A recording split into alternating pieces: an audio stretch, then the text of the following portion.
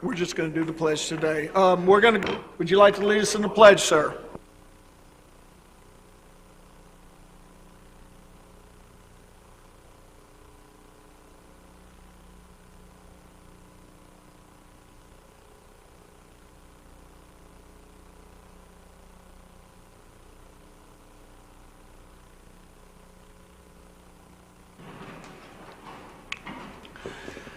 All right, ladies and gentlemen, tonight is a workshop. It's not our normal city council meeting protocols with a bunch of stuff on the agenda. We've got two items that are on the agenda, and that's going to be a presentation by one of our fire commissioners, the Destin Fire Control District lease of Clement Taylor Park. A portion of it, we're going to hear some factual facts, which I like factual facts. Also, after that, we're going to have an opportunity for public comment. How public comment is going to go is each speaker will get 3 minutes. It'll be timed. At about 15 seconds to your 3-minute time limit, if you're still going on strong, I may recommend that you wrap up your thoughts in the next 15 or 30 seconds. We have a lot of people that want to talk. There's quite a few people queued up online. The public comments that have been sent in are already on the public record, correct, Ray? Anybody can review those if they so choose. And after your 3 minutes, if the person ahead of you, if the person ahead of you has said everything that you wanted to say, it's A-okay to come up, state your name, and say, I agree with everything he just said, and go sit back down. Or better yet, you can say, I agree with everything he said, and then add something that fella or lady missed. And that will speed up the process a lot. And it also has more of an impact with the council members because they'll know exactly where you stand. So what we're going to do is we're going to start tonight. Mr. Buckingham? Is he in the room? All right, we're going to start. Mike Buckingham is going to give us a presentation from the Destin Fire Control District lease. Go ahead, sir.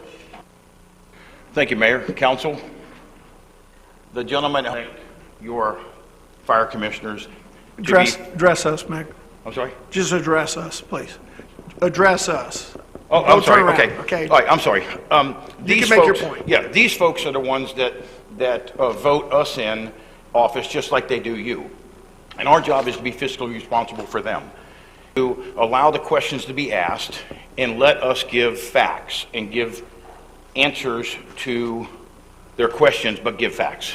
And if questions arise out of that public testimony, I'll call you back up here and give you an opportunity to answer those specific questions. So you'll get 2 shots at it, and the council members will too. That'd be great. Thank you, sir. Does that sound good with everyone? All right, go ahead. Okay, without getting into the history of the past 2 years, how we got here, if the questions get brought up, we'll answer them then because we could be here all night. The city had agreed and or suggested to lease this little portion right here of the park, and as you can see, it's the small front corner that is behind the bathrooms, the current bathrooms.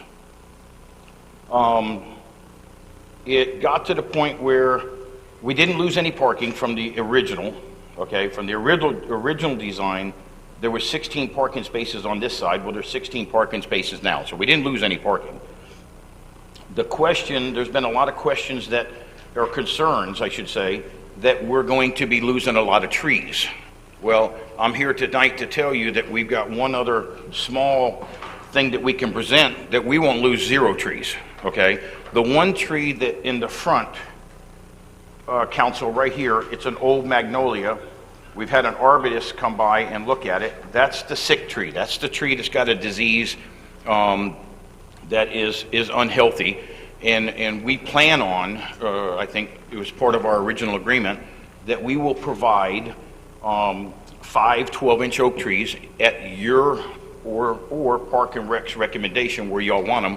We'll be more than happy. And they're 35, 40-foot trees. They're big. And we already have them earmarked with a tree farm now. So anyway, the question is there's one tree right here, and I got to admit, it's a pretty tree. I would prefer not to lose the tree, okay? Because I think some of you all know that this went back years ago that Charles Morgan and I bought 40 trees each for the city, and we've been planting trees. We're tree freaks. We love trees.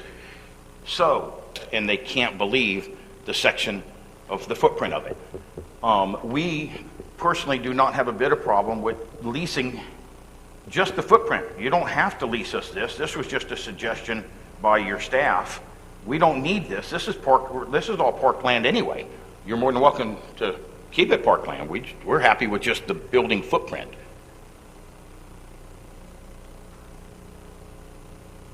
And the reason I present this tonight is because one of the biggest concerns we've heard is parking, which we're not hurting.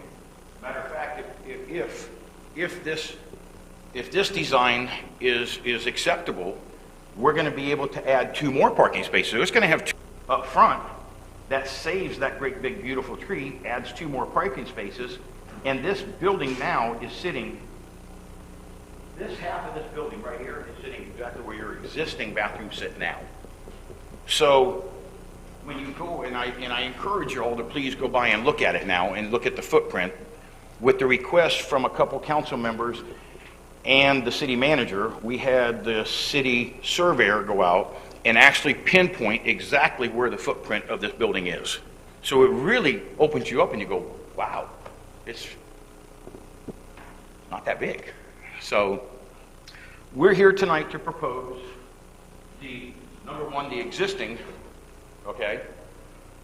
If this is the one that y'all voted in first reading, 7-0, I think it was, maybe 6. Please keep in mind, we are doing the same thing that y'all are doing. Like I said, we're elected just like you're elected, and we do what we need to do to make these people happy. We try very, very hard.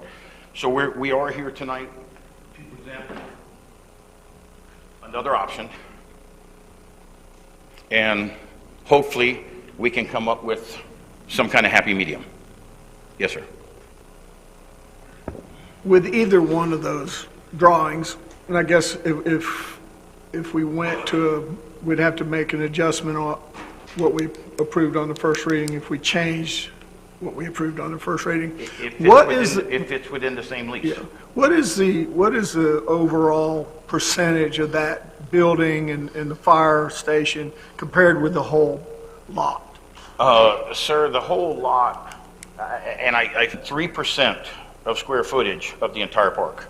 And when you drive in this park now, when whoever goes in there right now, and when they drive in and they look to the left and they see the actual pins in the caution tape, you're going to go, wow, your whole park is there. We're not taking the park. The park is there.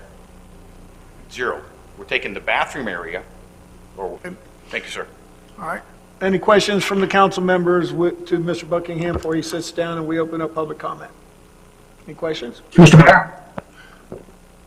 We'll start with you, Skip, Mr. Braden, and Okay. Dr. Ramswell. Mike, if you can explain to me, on the drawing that I have, and I don't know if it's the same drawing that you're showing there, but there's one that we got emailed to us in our package, shows the parking spots behind the fire station.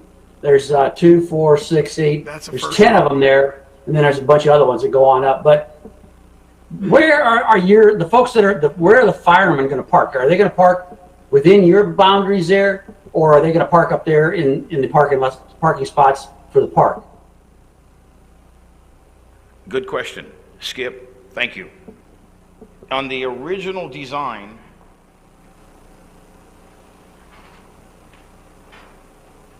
here, in the consideration of, I wish we could I don't know show if you it can up see there. it. Right here is the driveway. And with that driveway, off to the side was enough for us to park the firefighters that's on duty, just the ones that are on duty. The question has been brought up multiple times, or comments have been made, that the fire truck is going to come in the entrance and drive through the parking lot to get into the building. That is not true. The fire truck will come in and out of Calhoun only. There is no door designed and or built anywhere else on either side or the back of this building for a truck or a vehicle of any kind to go through. It's not going to happen. And why I'm here, Skip, did I answer your question, sir? Yeah, absolutely. Thank you. Okay. One other consideration that I want to put out right now before the folks start coming up, because we heard their concerns and comments also. We did, and I had quite a few phone calls on it, but multiple people is concerned because of the appearance of it. And I got a phone call that was suggested, Mike, could you design this building with the elevations of it to look like the old schoolhouse? I said, consider it done. Give me some pictures. So if they would like it, if the citizens would like it to look like old Destin and look like the old schoolhouse, that's doable. That's called an architect, and we can make that happen. Mayor, I have just a request. The citizens and the people that are watching online can't see your drawings. Is there any way you could turn them around, or the camera, Parks and Rec? Yes, because you all can see this one now. I just want to make sure that the Yes, people ma'am. here can see it too. They have one. The only thing that you're not going to be able to see them, Preble, is the... Just like where you were pointing out where the parking was and everything, I could see it, but I just, You guys see it. This building now is being shifted out front, okay, versus what you're seeing up there right now, okay? That's what this one is, that they're going to be able to see. Just shifting it forward. Can you use the pointer from the screen? Can you use the pointer on that screen and all of it will show? No. Right here? Okay. Okay, so this red line right here will be moved up to here. This red line will be moved right to here. So therefore, the bathrooms and everything comes farther forward to save that tree. Okay? And either design doesn't affect the parking that is already designed into the park, correct?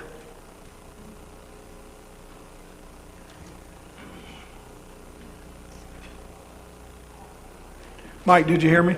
No, sir. I said, and whether the original design we approved or the option you've given us here tonight, neither one of them affect the parking spots that Yes. are already present in the plans for the park itself. Yes. Okay. The original one, no. The new proposed will. The new proposed, if we move this building forward, the engineer, which I met this morning, can design to put 2 parking spaces right here. So we won't lose any. We can put the firefighters right here at the 2 parking spots right there. But either design doesn't affect the 16 parking spots? Absolutely not, no, Okay. sir. I just wanted that on the public record. Thank you, sir. And to our IT folks, is there a way that a camera can point at these, or they can be taken up to a camera? Awesome.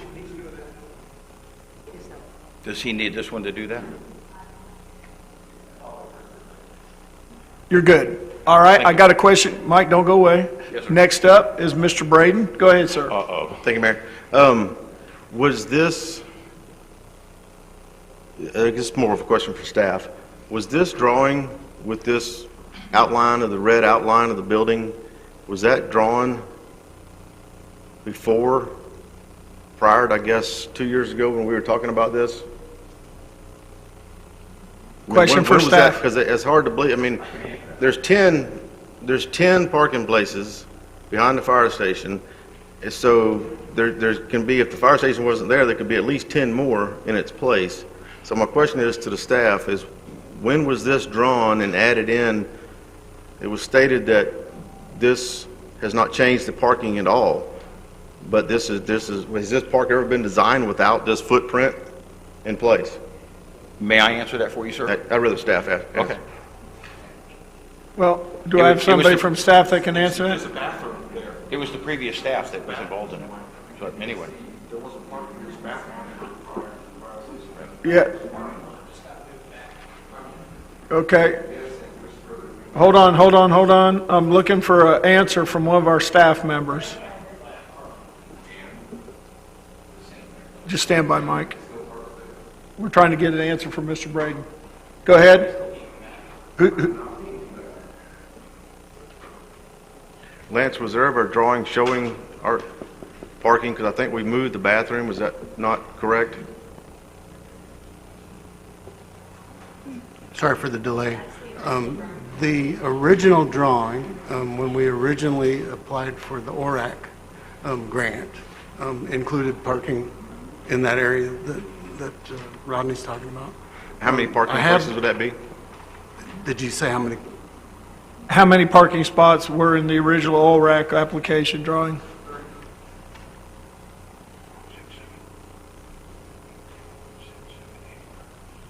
Stand by, Jim. So on this, and I can pass this around so you can see it, but it looks like in that whole area, which would be the southern area of the parking lot, 17 parking spots total in that area. So we're off by one.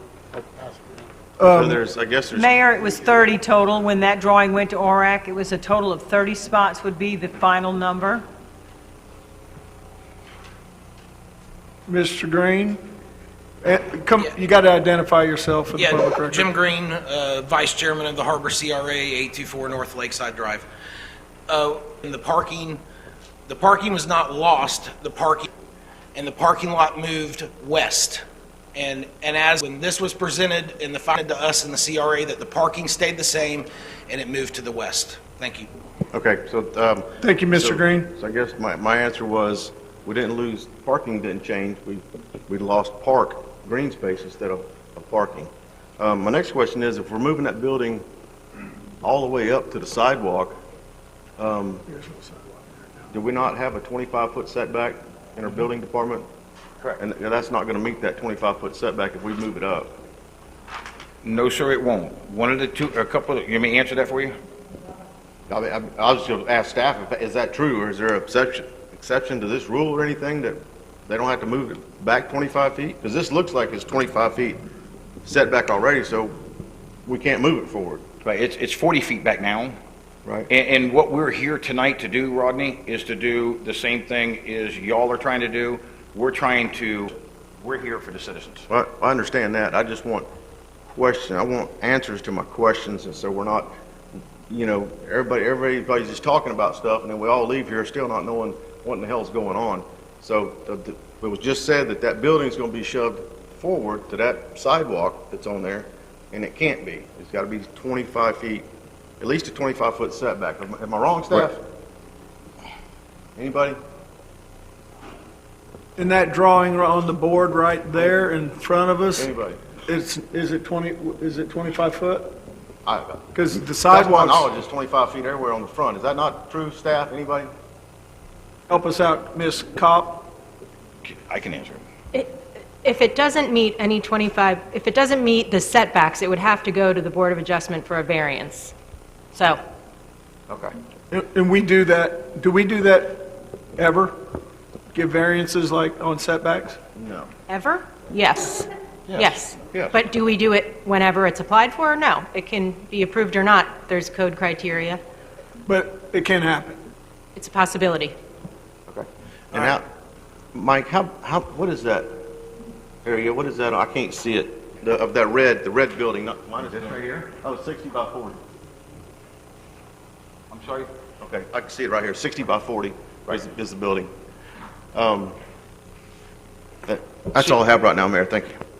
Rodney, let me answer one of your questions.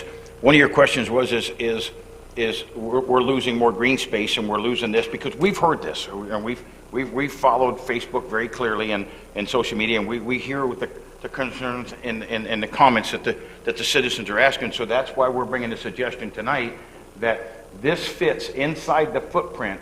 The original design, that was carved out for this size originally. If you guys remember right, you asked to send it back to Land and Public Trust in the county to make sure that it wouldn't interfere with the grant. So this chunk was, this piece was carved out to go make sure that we did not lose our grant and lose our money.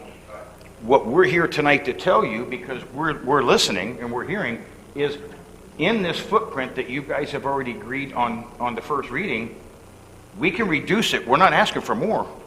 We can reduce it and take just agree to just the footprint and never increase it, never, ever, and I repeat, never increase that again unless it comes back, which we won't, we don't need it, it ever goes back in front of the citizens again. So if we move this forward, Rodney, and all the green space that's left stays with the park, you're not losing your green space, we're picking up 2 more parking spaces, and we're willing to listen to Parks and Recs and the citizens of what the elevations they would like it to look like. We don't have to dictate what the building's going to look like. If they want it to look like a school, we'll make it look like a school. Thank you. Thanks. Should I hold questions for staff for later and wait until there are other presentations, or get everything I have out now? I would get everything out now while we got Mr. Buckingham here and staff, and then we'll listen to public testimony again. And if you have another series of questions after public testimony, Mr. Buckingham will still be here, and of course our staff will be, so we can go Okay. round 2.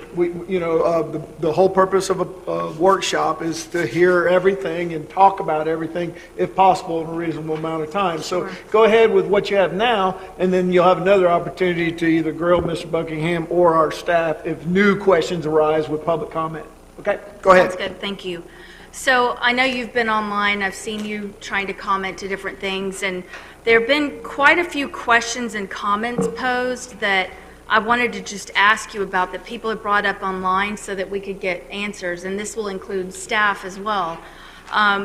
One of them was grants. Has the fire department applied for grants to obtain land to do this on their own property? No, because if Preb, I don't know if you remember this far back, because it's been going on 2 years. it was at the time, the taxpayer has already turned us down 3 times from doing any kind of a millage increase, and to go back to ask the taxpayer for more money or a grant, that wasn't going to work. We had already been turned down on that part. We have located a piece of property right next door, but he wants $2.2 million for there. I'm sorry, $2.4 million, and that's just the land itself. And I think what they meant by grants was from not us or anyone, but external sources, like Right. applying through. To answer your question, is no, ma'am. Okay. Let's see. When a call comes in that's going to require the use of the boat, what is the plan for getting down to the water? Are they just going to sprint down to the water's edge through people picnicking and hanging out at the gazebo? Very good question, and I was hoping that would get brought up tonight because I heard that also. I did not see the one on the grant, but you know, we'll get by that one. But I did see the access. People have concerns of either the fire truck itself, you know, coming in and driving through, which that's not going to happen. We just answered that. There's no way the truck can come in here because there's no doors there to go through. As far as the park, right down along this southern side, all the way down the. You talking about the fence line or actually the Yes, pathway? ma'am. Okay. Yes, ma'am. And I'm going to do this real quick and then set it down so well, I'll do it for the people because you all know the property. Right down along this fence line is what they got is for the stormwater retention area, and that's the easement that shows where the 36-inch, 42-inch stormwater pipe goes down. So what we would do, of course, at our expense, it's part of our dealing, is we would be more than happy to build the walkway that goes right down here, and our firefighters would come out and they go right down here. And then wherever you, the council, and Parks and Recs dictates where the boat would go, we'd be happy then.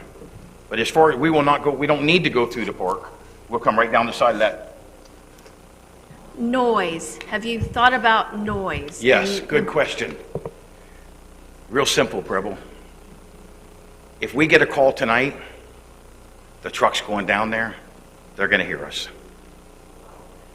The only time they're going to hear us is if the truck's got to go down the road. We will not, and the chief made it very clear, we will sign an agreement with the city. When we pull out, we will not turn that siren on that truck. We will not turn that siren on that truck until we get down the road. But please keep in mind, citizens, we're going to turn that siren on whether the station is in Tennessee or if it's in Miami. When we come down that road, we're first responders. We need people to know here we're coming. Please move out of our way. So to answer your question, it's a very simple one. It doesn't matter where we're at, you're still going to hear us when we go down the street. You will not hear us when we come out of the station. What about lights? Meaning, typical fire stations have the warning flasher orange signal lights put Yes, up to ma'am. warn traffic. Yes, ma'am. Will y'all be putting all that in? Very good question. That is going to be up to the city. If the city where the city wants us to put them, to us, that's very minor, Preble. That is where they feel comfortable. Public safety. Steve Mitchell, I think you're listening, correct, sir? Yes. Steve? Yes, sir. Okay. I think, if I'm not mistaken, you chaired the Public Safety Committee for quite some time, right? Yes, sir. Good. Well, then we would ask this council to get someone like Steve involved in it because he knows that type language and what needs to be done better than we would do. So we would leave that addressed with staff helping and council helping. Okay, and then of course we've heard a lot about the Stallman location. Can you elaborate the old location that used to be by the Whataburger and now I believe sheriff's office is there? Yes. Can you elaborate as to why that location, or even I guess there's a lot next to it with some space, why that wouldn't be feasible? Yes, ma'am. We spent months on that. We had Captain Tim Paycock and Captain Charlie Nixon in on that for months. The station, it was not big enough. We brought an architect involved and a structural engineer to try to increase and build the building bigger. And then when it come down to it, you have a current lease with the sheriff's department now that allows them the outside parking, and they have their boats and their jet skis and their this and there just wasn't enough room. And then we found out, Preble, the parking on the, I think you would call it the northeastern side of the community center, that the parking lot is behind the sheriff's department. Those parking spots are for the community center. So you could not take those parking spots away from the community center. There's just not enough room to do it. That was our first choice. That's where we wanted to be. Because think about it, you pull out a Stallman, left, right, straight, circle, it was a perfect location, but it would not work. We're exhausted on trying to make that work. Okay. Expansion in the future. Now, obviously, that's something we could write into a contract. Yes. But, have y'all thought about that and your needs moving forward? Most definitely. We did think about that. We feel pretty confident the size of our city, we're, correct me if I'm wrong, 3 miles wide, 7 miles, or 3 miles wide, 7 miles long. We feel pretty confident having the east side we're covered, the center we're covered. If we can put this substation on the west side, even growth, we feel we got it covered. We've done our homework on that. If for any reason, 20 years down the road, folks, that we need something bigger, then at that time, it will not be, because we are more than willing to sign in this lease agreement that once you lease this portion, we can't ask for any more. We're happy with this. We've designed it. We've done our homework. We will not ask, and it can be put in writing. No more expansion there. Thank you. And then these two are directed directly towards staff. Have we done any sort of public usage study on the park to determine the usage?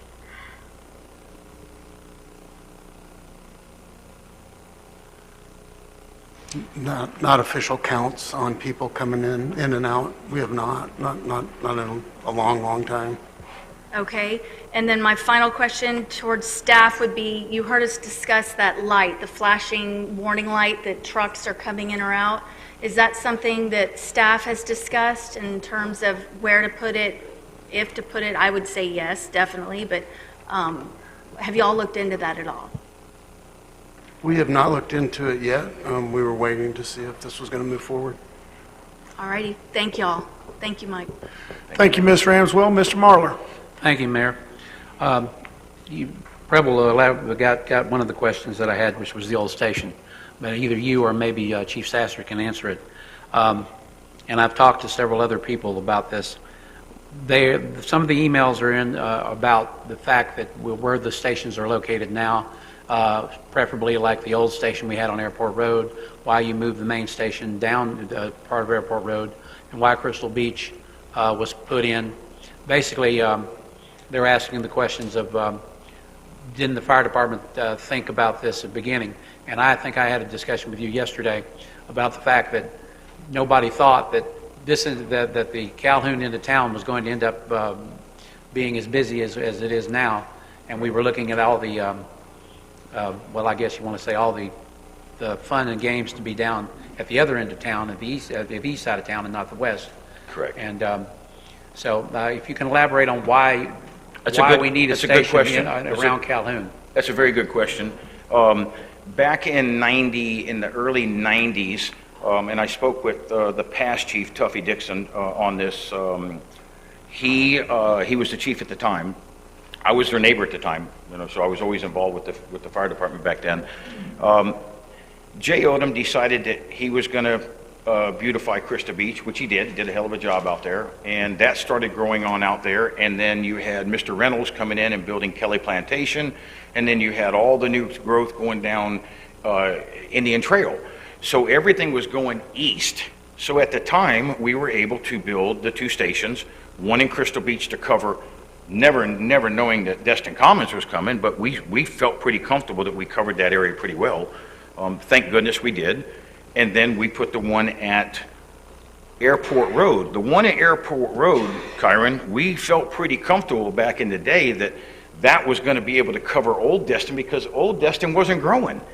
Old Destin, they weren't selling it. They were keeping it. It was just an old, sleepy little part over there. All the growth was going I'll never forget when Chester decided he was going to put flood puckers out there in the middle of nowhere land. Everybody's going, why are you going way out there? Well, yeah, that's where all the growth was coming. So that's why we put the 2 stations there. We thought we could cover, not ever even thinking about growth was going to grow this much back in the west side of town. Okay, that answers my question for now, ma'am. All righty. Any other questions from Mr. Overdeer or Mr. Menschel? Seeing none? I'm gonna wait till I listen to the public, Mayor. Yes, sir, that's fine, sir. The We'll recognize you. one thing I will add, that the question was asked earlier about the drawing that was up on the board. That's dated. I'm not saying the blue and red lines, that might have been updated, but the actual site plan, the date on that is 2/16 of 2018. Is to what now? And Steve, most likely, being in the business I'm in, most likely it might have been a revised and updated. Most engineers, when they change something, they change the date on it because they do not want to go back on a date, have a set of plans sitting out there with the wrong date on it.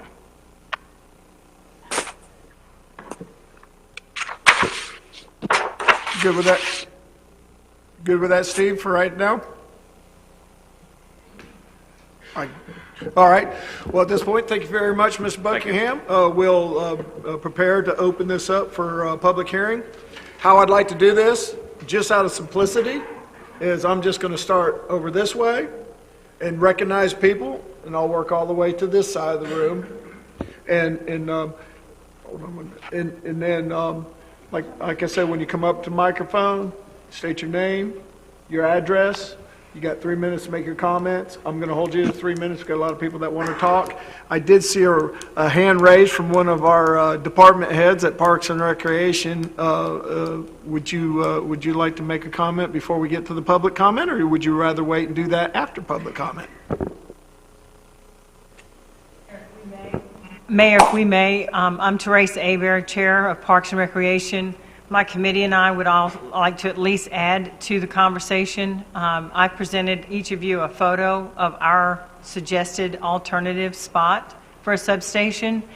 And I would like to also, do I need to come up there? Yeah, well, you don't have to come up there. You can go ahead and make your comments. You're on the public record, but if you'd like to come up here, you can.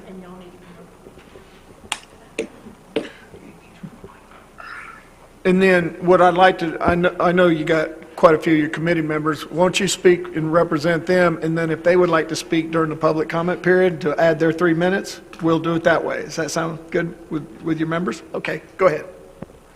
Teresa Abear, Chair of Parks and Recreation. I do want to defer my information that I passed on the photo. But Matthew, if you could come up and bring some of the information that is a little bit more in depth. As a committee, we have not been able to meet as a team. So this was kind of, we thought was going to be like their presentation, then our presentation, then public comment. Sure. So I would really like to have Matthew, and I think Nikki has one paragraph I want her to read as well. So Matthew, if you'll come up real quick.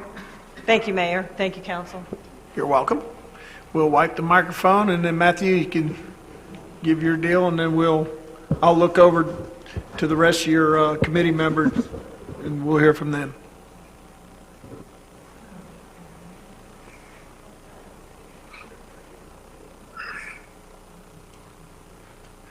Matthew Sweetser, Parks and Recreation, also lifelong resident of Destin. I feel like it's been made very clear by all of the residents, and I look forward to hearing what everyone else has to say. The people have spoken. We don't want it. We need it on that side of town. I don't argue that one bit. We want to help the fire station and get it on the west side of town, not at our park. That is the very last piece of almost untouched land in our home, our heritage. That's all that's left. Go anywhere else, it's private property. We can't access it. That is the only place that any locals can go to.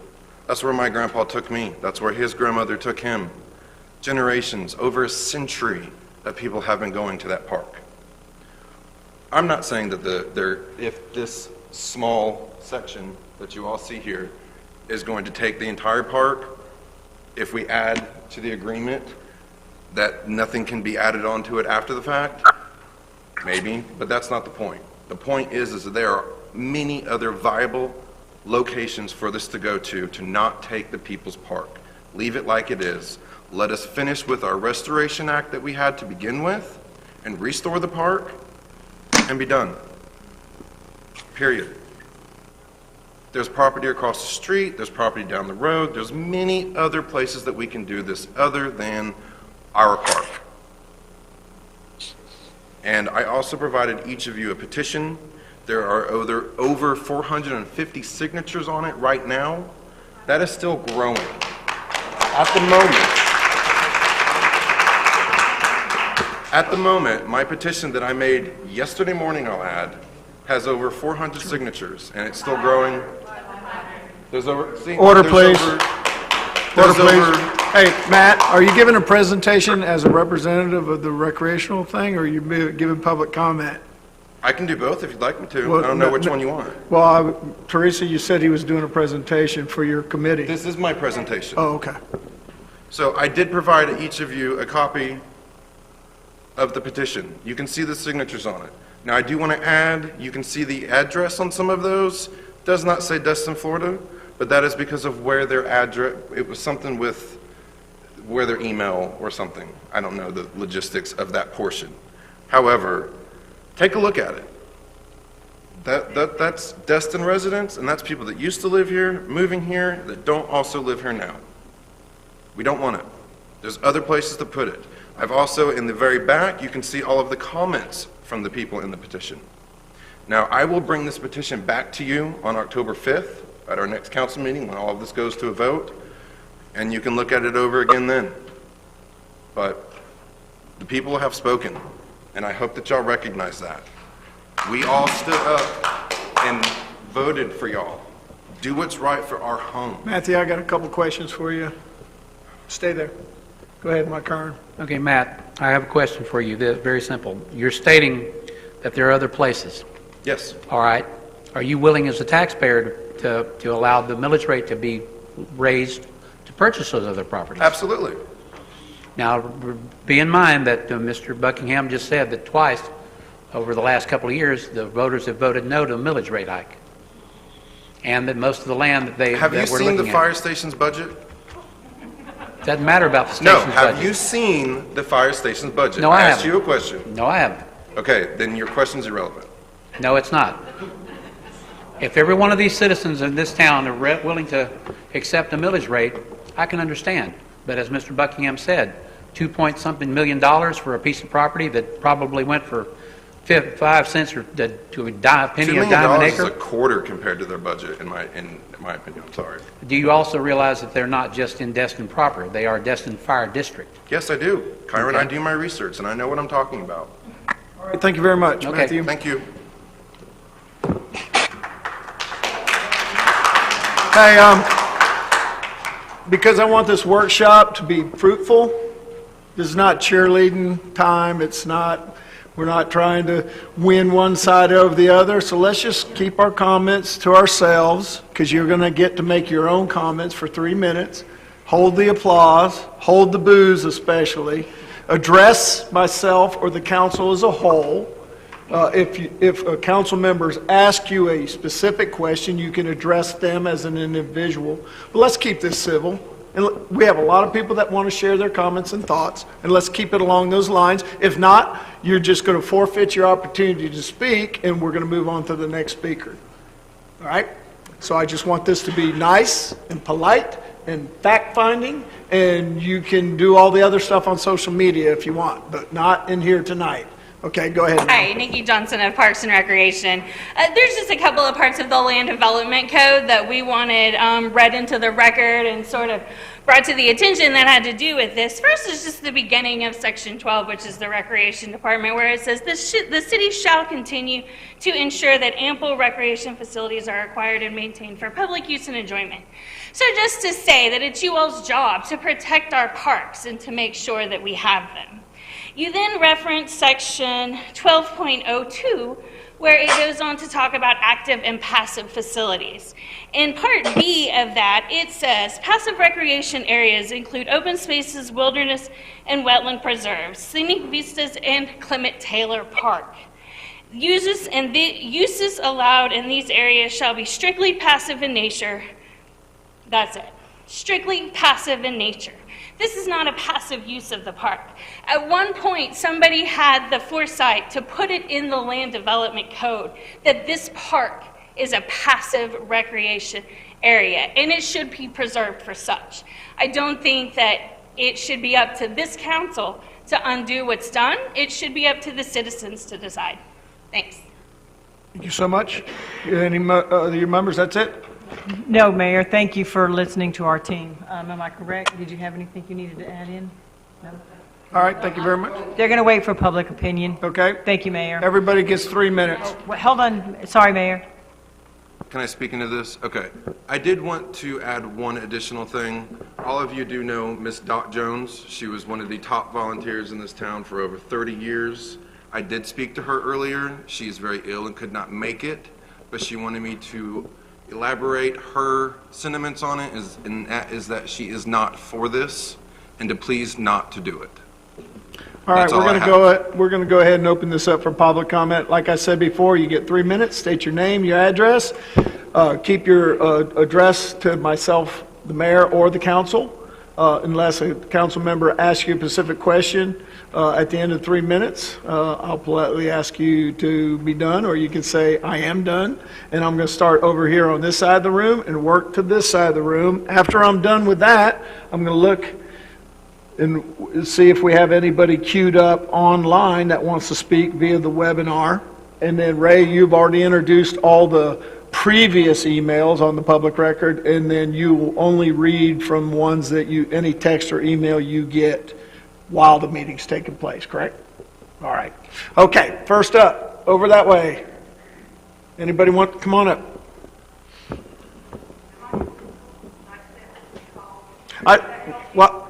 I'm sorry, ma'am, but I said I was going to start way over here and work this way. So if you snuck over there, then I missed you. I'm sorry. God. Go ahead. Jan, hit the button. When the red light comes on, you're on the air.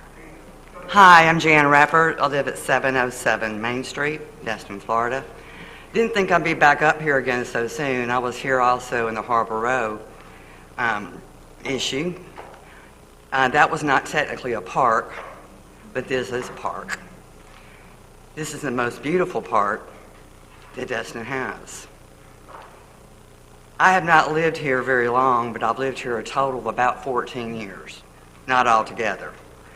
But that was one of the last parks that I took my 2 children to before I moved.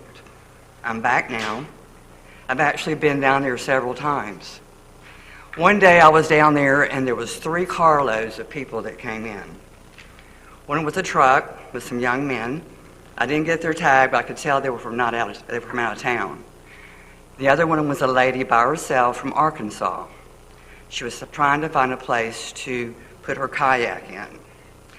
Another lady was there with her child, a grown child, and her grandchildren.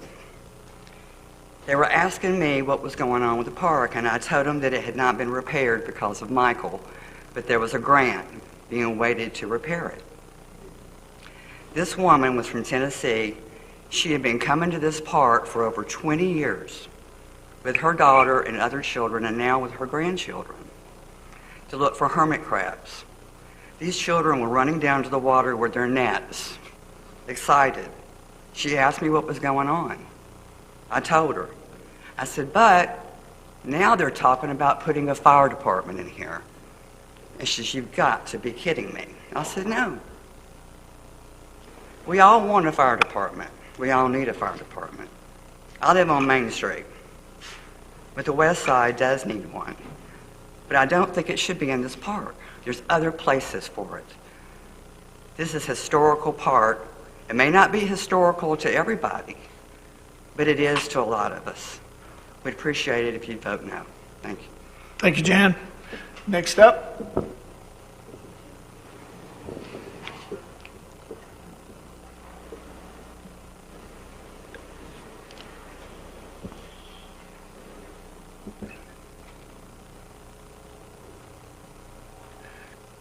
I didn't see you in that bright red shirt. I apologize.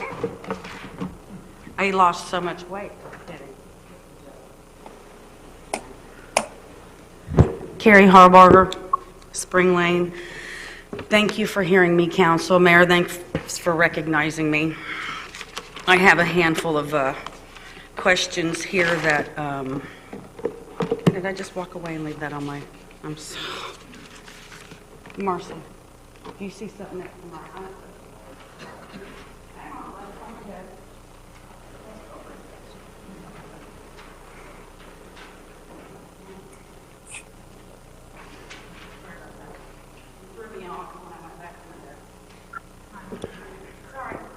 It's all my fault. It is what it is. You can blame me. It's just time.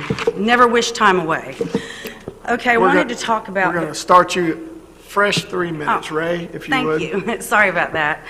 I wanted to talk about the part of the fact that moving the fire station into that area. Now, we also pay taxes for that park. We all agree with that. And we also pay taxes for the fire department. We all agree on that. What happens when we move it over there? I mean, it's kind of like you're taking our land away from us, in a sense, because you're still taking parking spaces. And I know some of you may not agree with it. There's still parking spaces that are being able to be made up. So it's actually, if you really want to know the truth, it's almost like double taxation with no representation. I mean, we're paying double taxes for that. We already fund the fire station. We already fund that park. Now we have to give our land in double fund. Are we going to continue to double fund? Where's the mediation there? Also, I did want to bring up that the fact that has anybody considered that maybe some of us wouldn't mind paying $10 more a year to have that out of our park?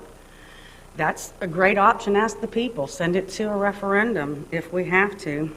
I want to talk a little bit about the budget. I didn't understand it, and I want to say that to the citizens of Destin.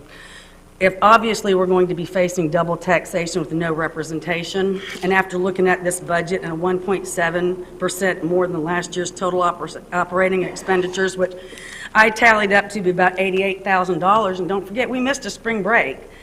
They've maxed out their cap, and I feel like we're going to pay double taxes on that, but my question is, will they come back for more cap? How do we know that? They say, no, we're going to face a different council by them. But I don't think that it's a bad thing to ask the people of Destin what they would rather pay. When you talk millage, they've already capped out their millage. And they've asked the people, and it went to a vote, and they said no. I love my first responders, and I take offense to the fact that some of them got on there and called us cop haters or first responder haters. No. We love our first responders and we love our area, and I do believe that there is some concessions that can be made, because if we really want to talk about pensions, we can have that conversation here. I mean, that's, you know, I'm happy that the fire department gets the benefit of unions to negotiate. We just retired from the sheriff's office. We didn't have those benefits. You know, we don't get arbitrators, and we don't get guaranteed, and those guys make twice what these sheriff's deputies make when they retire out. Their pensions are hefty. And as a matter of fact, let me pull you guys back to about 2000, maybe 14. They had to dip into reserves in the downturn to pay these pensions. And that's really what this is all going to be boiled down to. We don't want to begrudge these guys the pension, but we also have to come up with other means. You know, nobody wants to say, 15 this seconds, is really Gary. what this is all about. It's about not using the money so that we can continue funding for specific pensions. Also, I wanted to say the parking spaces talked about on this thing.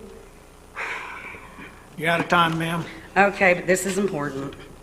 I want you to know that I sat up here in 2014 and I did a safe crosswalk presentation for the city with a girl by the name of Christine Clark. You remember Christine? We pulled this right off the city website at the time, and in 2014 the city of Destin submitted Calhoun Park as their city parking. The state wanted to know, city, what you doing for parking? You guys submitted it, your staff submitted it as public parking. Carrie, so let's talk about those parking spaces. I got to end your time. You're way over your 3 minutes. Why? Because this is important stuff. Well, this is a I know, workshop. but I'll give you another. Okay, well, I actually didn't have a complaint. I actually had facts and questions. I'll give you another opportunity at the tail end, okay? No, that's fine, and I appreciate We have a that. lot of other people that want to Absolutely. speak as well. Thank you Yes. very much. Okay, thank you. And people can yield their time, too, to give it to her if somebody's here that doesn't Or want for to that speak. matter, council members, you can ask her specific questions to allow her to continue, but we have a lot of people that want to speak. so. I just make one more outgoing comment. I was referred to today as far as the ancestors to that property go and how they all want it. Let me just reiterate something. That was Mel Tizo property to begin with.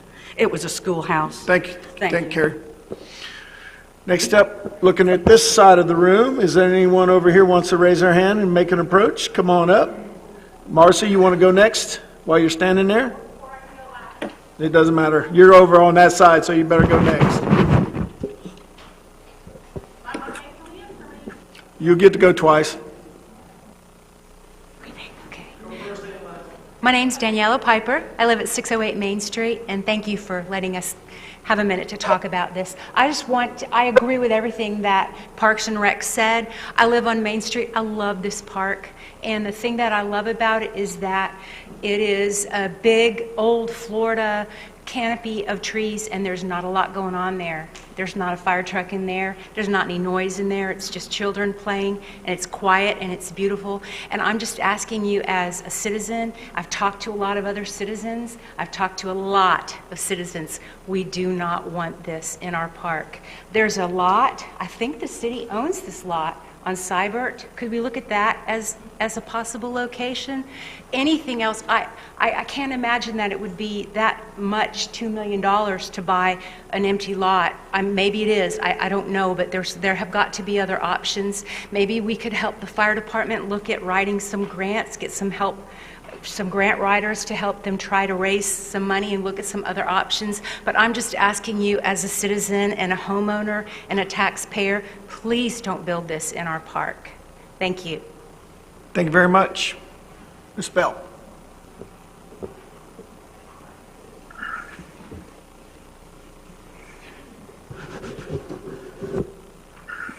Thank you. Marcy Bell, 3 Gulf Breeze Court. I've spent 3 days reviewing documents, and I've whittled it down to about this much, so if I go over by 1 minute, I'll ask now for an extension of time. The only thing that I want to say to any previous conversation that was up here is that it sounds to me like there's a lot of cart before the horse that's gone on, a lot of unanswered questions and items that haven't been addressed. So with that said, I came to City Council back in 2015 originally due to the Comp Plan 2020 and Envision Destin meetings.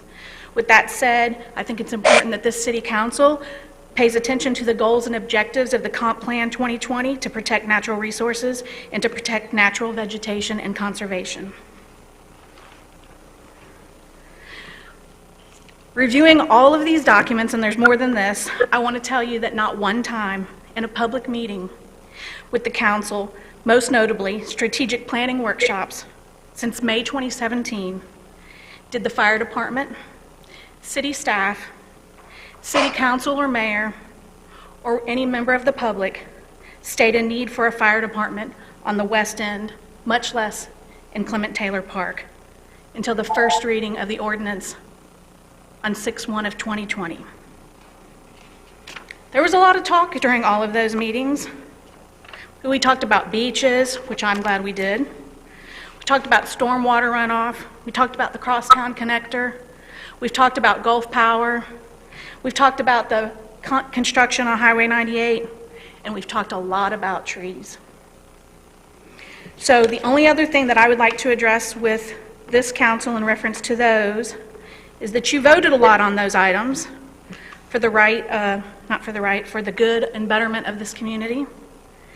Just recently, you passed a charter amendment for the referendum on the November 3rd ballot to prohibit vacation of waterfront public city rights-of-way. You've also passed to place on that ballot a charter to provide maximum building heights. If we were here 6 months ago, I'm pretty sure there'd be a referendum on the ballot on November 3rd for this exact same thing, about not developing our city park, or any city park for that matter, for anyone. Last but not least, the only thing that I have to say in reference to the fire department is today I was sent an article from the newspaper from January of 2014 It stated that in 2013, the fire department asked for voters to approve a referendum on the ballot to raise a millage cap to the state maximum. They lost that by 80.7% of the vote. Less than 20% voted yes for that. Since then, in the past 7 years, the fire departments continue to operate at 1.0 mils, to the best of my knowledge, with the research that I was able to do. They claim they have no debt, yet they pay over $1 million in pensions a year. Wrap it up there, ma'am. Thank you. I'm almost done. Now, using those same parameters as the city has to get the funds for this park, I think the Destin Fire Department should apply for the same Restore Act funds through the county to fund a West End fire station. I support a West End fire station. I do not support a fire station in the park. And last but not least, why does the city feel the need to bail out another government entity who clearly does not need bailing out? Thank you for your time. Thank you. Looking over here, go ahead, come on up. I haven't worked to the center yet, stand by. I'm still trying to pick off the left part of the room. State your name, your address. She left it on for you. Pardon me, Janelle Bell, Primrose Circle, 338 Primrose Circle. Mr. Mayor, Council, I don't have much to say because I'm honestly just now delving into this, but my biggest thing is that personally, I would not like to see it there. I would like to maybe take a look, see us take a little more time to see research some other options. And I guess the biggest thing to me, just one little thing, and it may sound not very significant to a lot of people, but I work on the harbor, and I'll just leave you with this, the magnolia tree. Our beautiful magnolia tree, we'll just, put a building in. We're going to save the magnolia tree, and then we're going to carve it up into a piece of art because it died.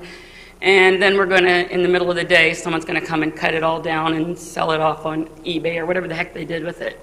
But I think, we're just going to take this little corner, and we're going to put a boat slip and put one fire boat in, and then we'll write that in there. Well, maybe you can get an amendment later down the road because we need 2 fire boats now, and then we need 3 fire boats, and I think we need it. I just would like to see it maybe look for other options. That's all I'm saying. Thank you very much for your time. Thank you, ma'am. All right, is anyone else in the left side of the room? Because I'm going to move to the center. Seeing none, let's start over here. Come on up. You can go right behind her. Come on up. Hello, good evening, Mayor Jarvis and councilmen and women. Thank you for your time tonight. Just state your name and address. State your name and address, even though I know who you are. Yes, just sir. for the public record. Go ahead. I am Rachel Five. My address is 3863 Indian Trail in Destin. I'm a lifelong resident, other than the short amount of time after college. You're welcome. Thank you for your time. Let's see. Whenever I first was hearing about the conflict, I am someone that usually sits on the fence. I like an unbiased opinion, and I like to hear out both sides of the story and see what, logistically speaking, is really the best decision. And I think, of course, I'm going to have some sentimental value to this park. If you've seen my social media, you've seen I've taken probably thousands of pictures of this park of me and my children. But I'm not going to let that cloud my judgment at this point, because what you want to hear is logistics. And that's what I'm hopefully bringing a little bit to tonight. When I went to the park right down the street, I was pleasantly surprised, the new Leonard Destin Park, at all of the wonderful amenities that it does have. And I cannot wait to take my children there, right? Because kids need a park. Kids need recreation. And that's great, but guess what else we have in this community that's a really big part of our community, and that's our elderly. All right, the Leonard Park is a wonderful park for the youth and for the children of our community, but it is not a park for the elderly. And whenever I hear Nikki stating the segment out of Section 1202, Section B, about its original purpose was for passive recreation, that is the definition of Calhoun Park, is passive recreation for our elderly community. We need that for them. Their mental health is just as important as our children's, as the children's community, the children of our community. Their physical health is just as important as the mental health of the elderly. I don't know if y'all have heard of something called the urban green space ratios when it comes to the mental health of people and communities and the effects that it has on mental and physical health. But I think it really should be strongly considered when making this decision. So if you look up UGS, it's urban green space ratios, and there's an actual mathematical equation that you can apply to our community. And this is from, my source is the International Journal of Environmental Research and Public Health. And the equation is 9 meters squared of green space per individual, and with an ideal IGS value of 50 meters squared per capita. So I really think that this needs to be considered, because are we just completely just going to disregard the elderly people in our community that are coming to Calhoun Park to not only, you know, exercise their memory because of the beautiful memories that they've had there for maybe almost a century, but then you're going to go ahead and just say, oh, well, this park is enough because of our youth and our children. But it's really the elderly people in our community that really is what created Destin as a whole. And if we just totally disregard their mental health, and I mean, I can't think of another park that has the passive recreation, the passive energy that Calhoun has. So let's go ahead and reduce the vulnerability for our small community, because we've already been vulnerable enough to enough of the outside equations that are typically money-driven. Let's think about health, mental health, physical health for once, and not our financial health, because we all know where that leads us. Thank you, ma'am. Thank you for your time. Thank you.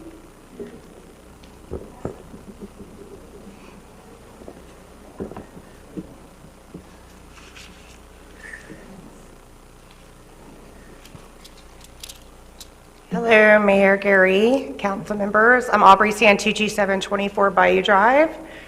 I've been a resident here for 32 years and growing. I don't intend on leaving. I'm like a bad habit. I have a way of showing back up. Last time I stood in this room, I was trying to defend the citizens of this town against the tree ordinance. Chatham, you remember. Preble, you nominated me twice for that position, and I think I did a hell of a good job trying to defend these people. Okay? I'm gonna look at all of you in the eyes. Rodney, you're one of them. You grew up with my husband. All of you have used our services as Coastline. I'm not standing here on the platform of Coastline Tree Service. I am standing here on the platform of myself, Aubrey Santucci. I'm a certified arborist. I have been for 8 years, and I'm growing on that. I'm working on my master.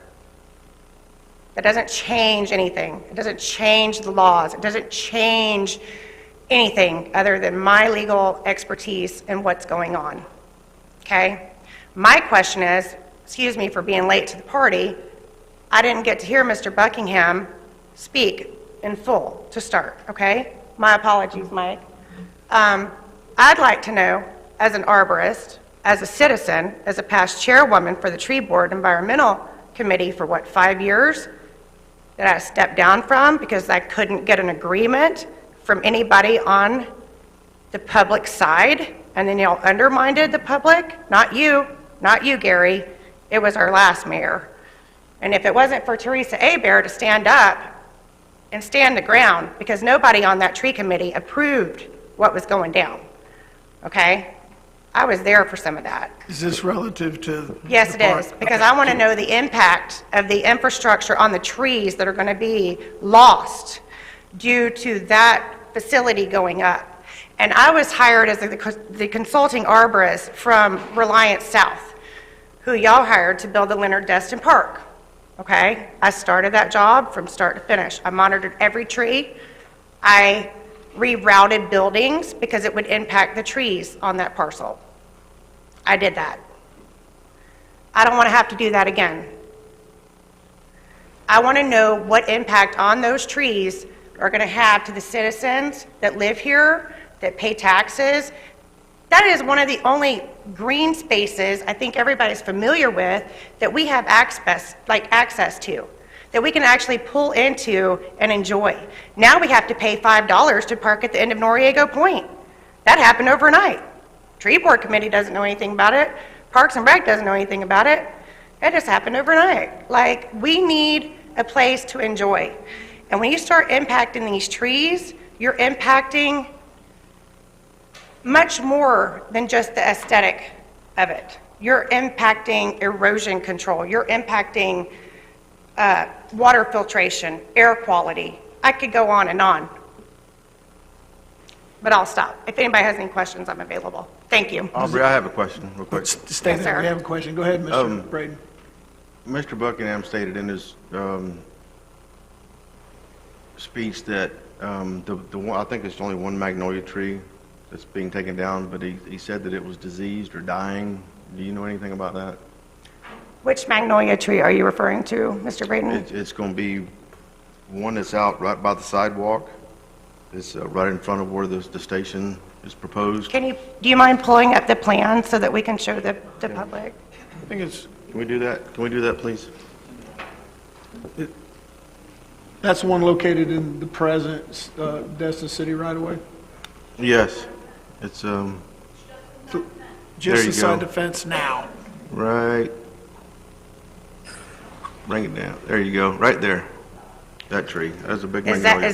that Calhoun Avenue right Yes. there Yeah, that's the abutting? side- that's the Okay, I've sidewalk. not looked at that tree. I don't know anything about that tree Okay. being removed. Okay. Thank you. Anyone Thank you, else? Aubrey. Appreciate it. All right, thank you. Any other questions for him? Seeing none, thank you very much for your comments. Next up, come on up. It doesn't matter.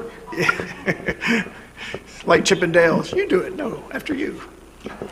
Hi, my name is Mariah Kersenak from at 69 Country Club, Destin. I have lived here 40-some years, and I just want to tell you I was the first recreation director, and I feel like I have some expertise in this, and I also was instrumental in hiring Lisa Firth.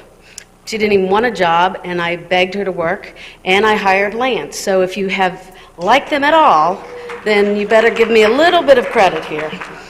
So I just need to go back for 1 second, and I need to ask Mike this. Is the goal to have water access or western fire over the presence? Is it water access or have a western fire? Question is it important to have waterfront and western? Mm-hmm. Okay. So is the cement plant a consideration? Isn't that West Destin? Isn't it waterfront? And did it not get as much damage during Hurricane Michael that we barely, I don't even know if we finished the repairs at Clement Taylor because it's so vulnerable over there. My thought is if you have a bunch of kids and you need to corral and make sure they're safe, you separate your safety patrols. So if we have Coast Guard, which I thought for water access is first responders on the water, then that area is covered. We could still have water access if we put it at Clement Taylor, and then we would have Joe's Bayou, because we all know how well-behaved people are at Joe's Bayou. We would have a presence there. We would have a presence there at Joe's Bayou for all the riffraff at night. If they see that there is somebody working there, because this fire department will be staffed 24/7, 12 months a year, correct? Okay, we would have presence there. There's a lot of activity there too. And we have the space, and we aren't gonna, I can't see anybody, but sorry, Mike, he's gone, thank goodness, upset that we have a fire department with water access at Clement Taylor Park. And I think that's about it. I don't know, what has any other considerations for Clement, for the cement? Yeah, we're in the park? process of continue to build that out, like to go along with the Mattie Kelly Nature Trail. That's earmarked as a public water park for our public. But we don't have the history there, right? Like people are talking about, and we haven't made the plans yet. So we have the opportunity to put it there and build the park around it, correct? Well, I can't speak for the council, but all things. It's just an all things idea. are an I think option. we need extra fire protection. Do I think Clement Taylor's the ideal spot? No. But do I think we need it? And I do think the cement plant is a great choice. It has plenty of parking. There are not neighbors right next door, yes, across the street, but I do think that would be a better choice, and then we would have more, spread out our water protection. Because right now, I think Coast Guard is your first responders on the water. Thank you, ma'am. They aren't? Are they? Who? I guess maybe I need to ask. That's why we have fire boats. But if I may, the Coast Guard takes care of everything outside the jetties, and the Fish and Wildlife takes care of everything inside the jetties. Yeah, and they don't have firefighting capabilities. No. FWC doesn't. All right, thank you. But that's a great idea. We appreciate you bringing it up, Brian. Mayor, Thank you. I wanted to ask Chief Sasser, what would be the proportion of calls that you all receive on Joe's Bayou and that side versus the harbor side?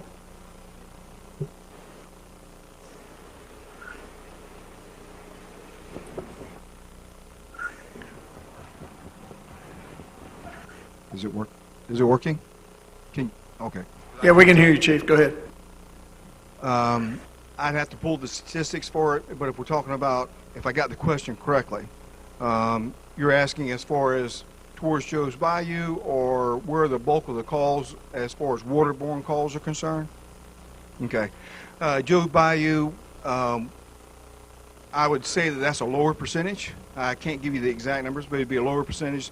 The bulk of the calls are going to occur in the pass, in the harbor, and in the Gulf.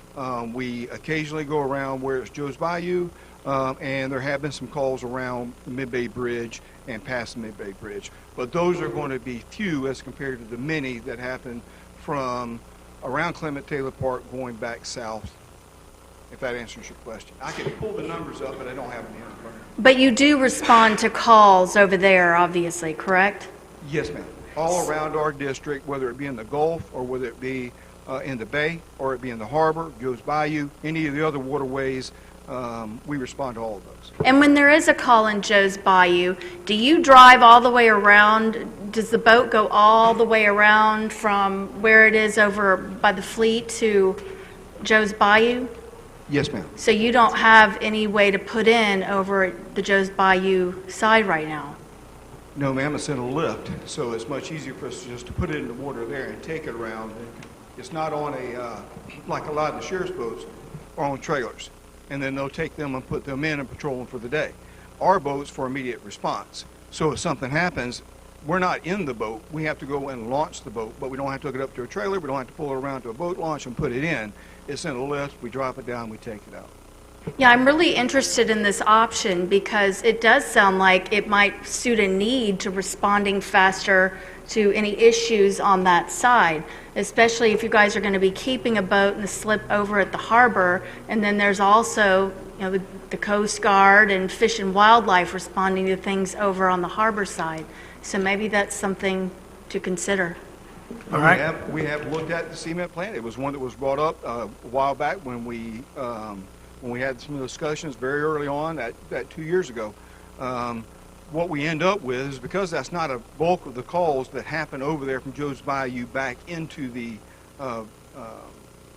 bay, they actually, most of those calls come this way, we're not really affecting the response times as much as we would be if we placed it up on Calhoun further this way, Clement Taylor Park or anywhere in that general area, because we have to come out of Joe's Bayou and back around on the water. So that is additional response time, although it's in the boat. Whether we're in a boat or on a truck going to the boat, it's still response time is considered until we get on scene. Thanks, sir. Yeah, and I don't want to belabor this, but it might be useful if at some point this evening we could get a map up so people could visually see where the boat is right now, where the calls are, and just kind of see, you know, that distance around. Okay, thank you. Let's go ahead. We'll continue on with public comment. And the button's turned off, so push the button until you see the red light and then have at it. It should be right there in the front. Okay. Thank you, Beth. Can you hear me? Well, I would like to say thank you to the court, to Gary, and to the mayor, and to the whole court. I have a very unique opportunity to do something tonight, and I hope y'all will give me the chance. For the public record, state your name and your address. Sorry. No problem. Okay, Beth Marler Fife. I'm Captain Ben's daughter. My great-grandfather was the co-founder with Leonard Destin of this town that we all love so much. In 1970, August 10th, my grandfather, Ben Marler Sr., was at a meeting very much like this at the Coronado, and it was because the Kellys, that I bear no angst against, were building a dock way out, and none of the boats were going to be able to get around it. So there has been so much hostility. I want to take this opportunity to say what he said. He said he had his say, and then he turned around to everyone there and he said, "I don't want to hurt anyone, and if I have, please forgive me and God forgive me." 15 minutes later, he died of a heart attack, but he was able to say, "Forgive me." So I love so many people here that I grew up with. My cousin, Rodney, Parker, I love you all. And I just want to say, whatever happens, we're a family. Destin has always been a family. All right, what I want to say is the people were burned when Jay Odom, closed the highway with Destiny in the middle of the night. We loved that drive to Panama City. We just felt like, wow, we live in paradise. But then all of a sudden, we didn't get to vote on it. Okay, that was really bad. Then the Grand went over the height limit of 5 stories to 16, 20? And then we felt like we were duped. This is the same thing. This is our last piece of historical property that all of us had Easter egg hunts and birthdays and Marla reunions, and I have gone there to pray when things were really bad in my life. And the only boy that ever broke up with me there, okay? The only boy. So I should hate that park, but I love that park. And I don't know that I would feel real good taking my grandchildren down there to the water if the fireboat was in the water, because the lady at the last meeting, whose husband was a firefighter, said there's chemicals that are emitted in that water. Well, my mother taught me how to swim with a little Red Cross book, and she didn't know how to swim well herself, so she was supporting us as we were floating, reading the Red Cross book. Our memories there are personal. They're personal. And if there's any other place that we can put this, we need it, sure. We want to keep everybody safe, but if there's any other place, for God's sakes, please consider it. A vote needs to be put on a ballot at some point. Do you really want to be the council that compromised the last historical piece of land that we have? The Indians enjoyed it, we've enjoyed it. There has to be another solution. That's all. Thank you so much. Thank you, Beth. Next up. In the middle? Come on up. Bill, can you hear me? Yes, sir. Do you have any questions? Disregard. Okay, will do. Go ahead, sir. Corey Andrew, 10-year resident, 4063 Burning Tree Drive, 45-year resident in the Panhandle. 25 years ago, I was a Florida firefighter. My brother was a firefighter and paramedic. My wife's uncle was a fire chief. I definitely support a West End fire station, but I do not support it at this park.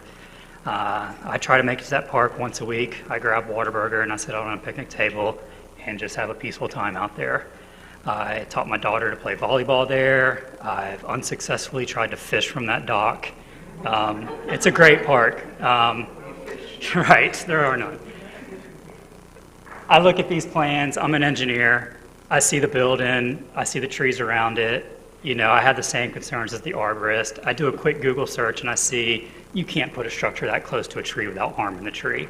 There's wetlands right there, the whole University of Florida Park addition that they have. How are you not going to do construction and disrupt that? And then when the fire station is permanently there, firefighters love to wash their trucks. How's that water runoff going to be handled correctly? And then finally, just safety in general. What's going to happen when a child wanders off into this fire station, gets lost, and gets hurt? What's going to happen when they wander into a boat at the end of the dock? Or what's going to happen when some expensive piece of equipment gets stolen from the fire station? What's going to happen is the same thing that happened at Lions Park in Niceville. A nice big chain link fence is going to go around it, and we're going to lose even more land. So I just see this as not being a viable option. I think it should go somewhere else. And that's all I have to say. Thank you, sir. Appreciate your comments. I will hold your applause. That's for Facebook, not for here.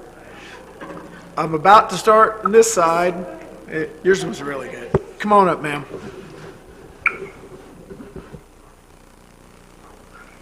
Hi, Hi, Lori Andrew. I concur, 4063 Burning Tree Drive. I concur with what he said.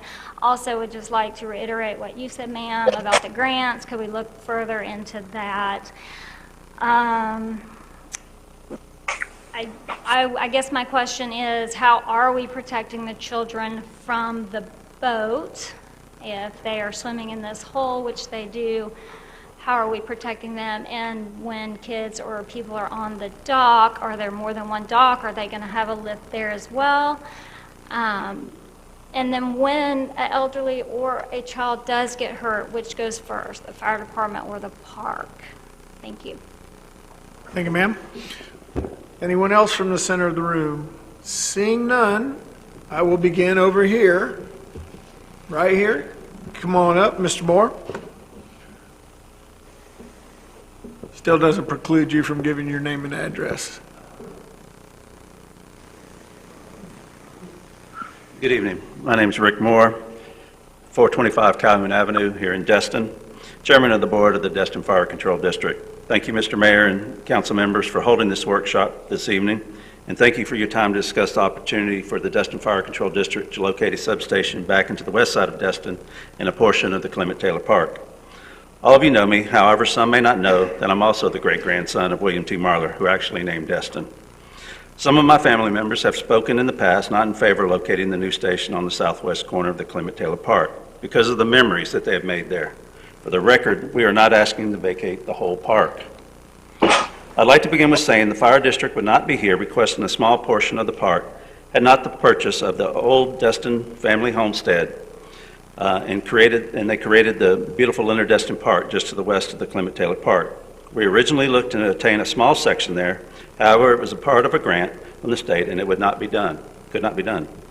I know this park has sentimental value to many, and I being one of those people, I grew up down the street from the park and would play and made memories there as well. Heck, I even have memories there, but not all good ones. I also almost drowned there when I was 5. And while climbing in the oak trees, I fell out. I realize this may not be a favorable decision with some. However, I feel that my great-grandfather would support this in the community. Let's discuss the obvious pros of the fire district locating on the park. The district has established a need and not a want. The district only has the public safety in mind, with not only other than to gain is to reduce the response time to emergency needs on and off the water. The Western District has become the fastest growing in the amount of calls each year. Just on Calhoun alone, we have 2 condos, 1 marina with fueling docks, 1 restaurant, numerous commercial waterborne rental companies that fuel their watercraft on site, 2 parks, a wedding venue, cemetery, church, ministry facility, Little League Park, rehab house, military MWR center, and of course the boat ramp on Beach Drive. In the emergency response services, time is of the essence. In a fire will double in size every minute. A heart attack or stroke, time and response is the difference between life and death. Let's bring this closer to home. If your home was on fire and your child was inside, if the fire was outside their bedroom door, would you want the firemen to be there in 3 to 5 minutes, or would you want them to arrive 10 to 12 minutes? If your mother, father, or grandparents had a heart attack or stroke, would you want a responder to arrive in 3 to 5 minutes, or would you rather them take 10 to 12 minutes? If your boat was on fire or your family member was struggling in the outgoing tide, a missing loved one that has not reported back in from boating, or your child was going into an anaphylactic shock from a jellyfish sting, would you not want help to be minutes away by either a wave runner or rescue boat, or even better, a place that you could pull up and an EMT or paramedic could be at the dock, ready to render aid? I think we all know the answer. Minutes matter and seconds count. I think this is a small sacrifice for a large gain. I've heard from some that we don't need to be on the water, and why don't we use the Coast Guard to get emergency response on the water? Well, the Coast Guard station does not have EMTs or paramedics. They would have to call 911 and get the ambulance to respond. Again, minutes matter and seconds count. So let's discuss another pro of the fire department being located at the park that some have mentioned. With the fire department being on site, you now have a 24-hour presence on site. If your child, your friend, were to be injured playing on the equipment or fishing on the dock, we would be on the site to render aid. Our stations deploy security cameras, and will be a nice security advantage. The big plus I see here is that we may no longer have criminal activity operating on the property in plain sight. We all know and seen vagrants hanging out at the park. On social media, we have heard the negatives from citizens suggesting that we have not been transparent about seeking the portion of the park mentioned. The district should purchase an adjacent property and build there, or why don't we move back into the old building on Stallman? And I apologize for being redundant in some of this. Also, the ridiculous notion that a fire station at the park would be a danger to children. Mayor, point of order. Just because this man's speaking in your favor of what's going on, you're giving him a whole lot longer than everybody else. You shut everybody else down. But he's Rodney, he's also elected official and the fire commissioner. I don't care who he is, Mayor. You give everybody else 3 minutes, and it just I looks let bad. everyone else go over too. You haven't said a thing to the man about your time's up. Hurry up. Yield your time. Thank you. Thank you, Mr. Wagner. I'm not sure how this would sit. Hold on just a second, Rick.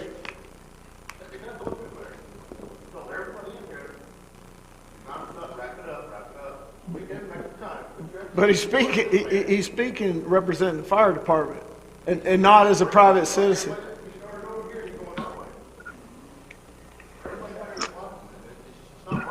Mr. Mayor, I've been yielded the time back from Mr. Wagner. Can I proceed?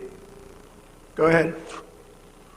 Not sure how this would sit if their loved one was a victim of drowning or accident, so I would like to address those topics. Transparency for Fire District approached the city manager almost 2 years to discuss the option of putting a station at the Leonard Destin Park. When that was not available, we asked if we could carve out a section described earlier. The Parks and Recreation was unaware of this, and they mentioned to the grant, the Parks and Recreation was aware of it as they mentioned the grant would be in jeopardy if we changed the grant. Later, we found the grant was not submitted, and we paid for the redrawing of the changes. In addition, our monthly board meetings, we have discussed it and kept it on the agenda as Old Business West End Station update. So we have been transparent to the public. Stallman property. The property on Stallman was built in 1962 when the volunteer fire department began. The building is outdated and would not meet the needs of the department and is not suited for the current fire service operational standard, and most importantly, is not on the water. Danger to children. It is unbelievable that someone would even suggest that it would be unsafe for the fire trucks to be located at the park. Kids love to see fire trucks, and I know when they move, lights on, that someone needs our help. They realize that people need our help. They will stay clear and look in awe. It was dangerous for children to be around. If it was dangerous for children to be around fire trucks, then why during the fire prevention month does the elementary school come to the airport station to check out our facility and learn about fire safety? We do respond calls while they're there. And also, I'd just like to point out that in the city of Holt, they are building a fire station at a park. It's been approved. So, cost of the waterfront. As most know, property on the water in Destin is a hard commodity to come by. The cost to purchase ranges from $1 to $5 million, and property across the water costs between $5 and $1 million. My question to you and the citizens is this: why would you want the district to spend your tax dollars to purchase property and remove tax dollars off the tax rolls when the fire district, city, and the county, when a property that is not taxed, could be utilized? It just doesn't make sense, and I believe most have not even thought of it. Utilizing governmental non-tax property is a better option for the fire department to utilize. The station will be built utilizing impact fees paid from the fees collected from the developers and will not be using taxpayer funds. Like it or not, the fire district has a responsibility to its citizens and anyone who comes to our area to provide them with fire rescue services. When accidents or deaths happen in our waterways, Destin, not Okaloosa County, not Fort Walton Beach, and not Okaloosa County is mentioned on social media and the news sources. We do not like black eyes on our community, and we will not turn a blind eye and not respond to someone in need. We just will not, yes sir, I'm almost finished. We just will not let that happen. We see the need and we'll be there for public and respond. That's why we have lifeguards, fire rescue boat, and waivers to serve all the public and not just the city of Destin. Thank you. Can I reserve some time to come up to rebut? Everybody's going to get another shot. I told everyone they'd have 2 times to share. Thank you for your time. Mr. Moore, which fire station was it you mentioned that's being built in Holt? Holt, okay. Holt. They're going from a volunteer fire service to a paid fire service, and they're building a station. You said it was approved by the voters or approved by their council? Or? Their council is what I understand. It was in the paper not too long ago. Thank you. Any other questions? Any other questions of Commissioner Moore? Seeing none, thank you, sir. Thank you so much. All right, next up, come on up, Myra. Still doesn't preclude you from having to give your name and address.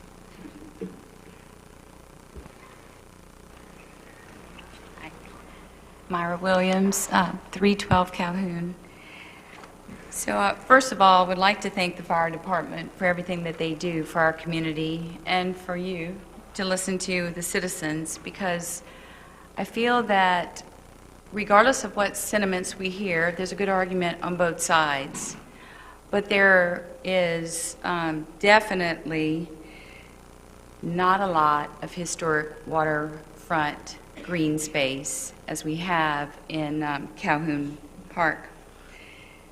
And I guess one of your main goals, as I've been, involved, is to really do things for our community and our citizens. And it's important. Safety is very important, not just for fire, but, any kind of emergency.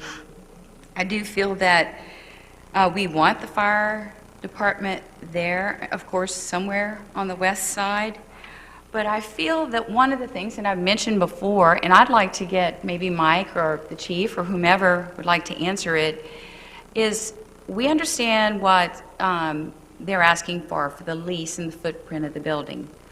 What people don't really understand is, I know Mike said something about building the boardwalk down to the water, and maybe the boat is in the lift. And you're saying it's not going to impact the footprint of the park. So when you have an emergency and you're bringing a victim, are they going to be transported back to Calhoun onto the road to a medical facility? How does that work? Great question. Because I think they need to know what's going on. Excellent Mike, for the question. public record, state your name, just so. Mike Buckingham, 510 Calhoun Avenue. A very good question. We will not, and I repeat, we will not bring a body back to the station, if any, whether they're hurt, whether they're deceased. We always transport at the at the yes, Coast Guard. Coast Guard station. We will not bring back there. Okay, yes, that's very important yes, in my ma'am. opinion. Yes, ma'am. And that's a good question. That has been brought up in the past, in this discussion in the past 2 years. That's a good question. Go ahead, Myra. So I would contend that if this is the way that they're going to operate, that if this council sees fit to even conceive of taking what little green space we have there in this historical nature, that there should be the leash, should be contingent upon absolutely no additional impact to the citizens, so that they can continue to utilize the beach for swimming. Because if you flank the park with some emergency vessel, whatever it is, then that creates access it should have to come down the middle and bust the seawall. I'm not an architect or an engineer, but you could never allow the kids to be playing close to those emergency vehicles out there. So I can understand why everyone is upset, and there needs to be some clarity and some reservation for if this, then this in the lease. And that's all I have to say. Thank you very much. Thank you, Myra. All right, Mr. Green.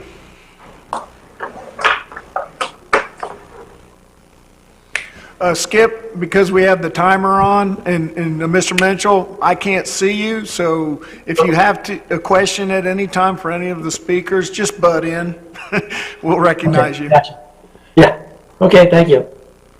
Jim Green, 824 North Lakeside Drive. I guess I'll be the one dissenter. First off, I respect everybody's opinion in this room. There's family, there's friends, and some new faces too. And I've lived here my entire life, third generation fisherman.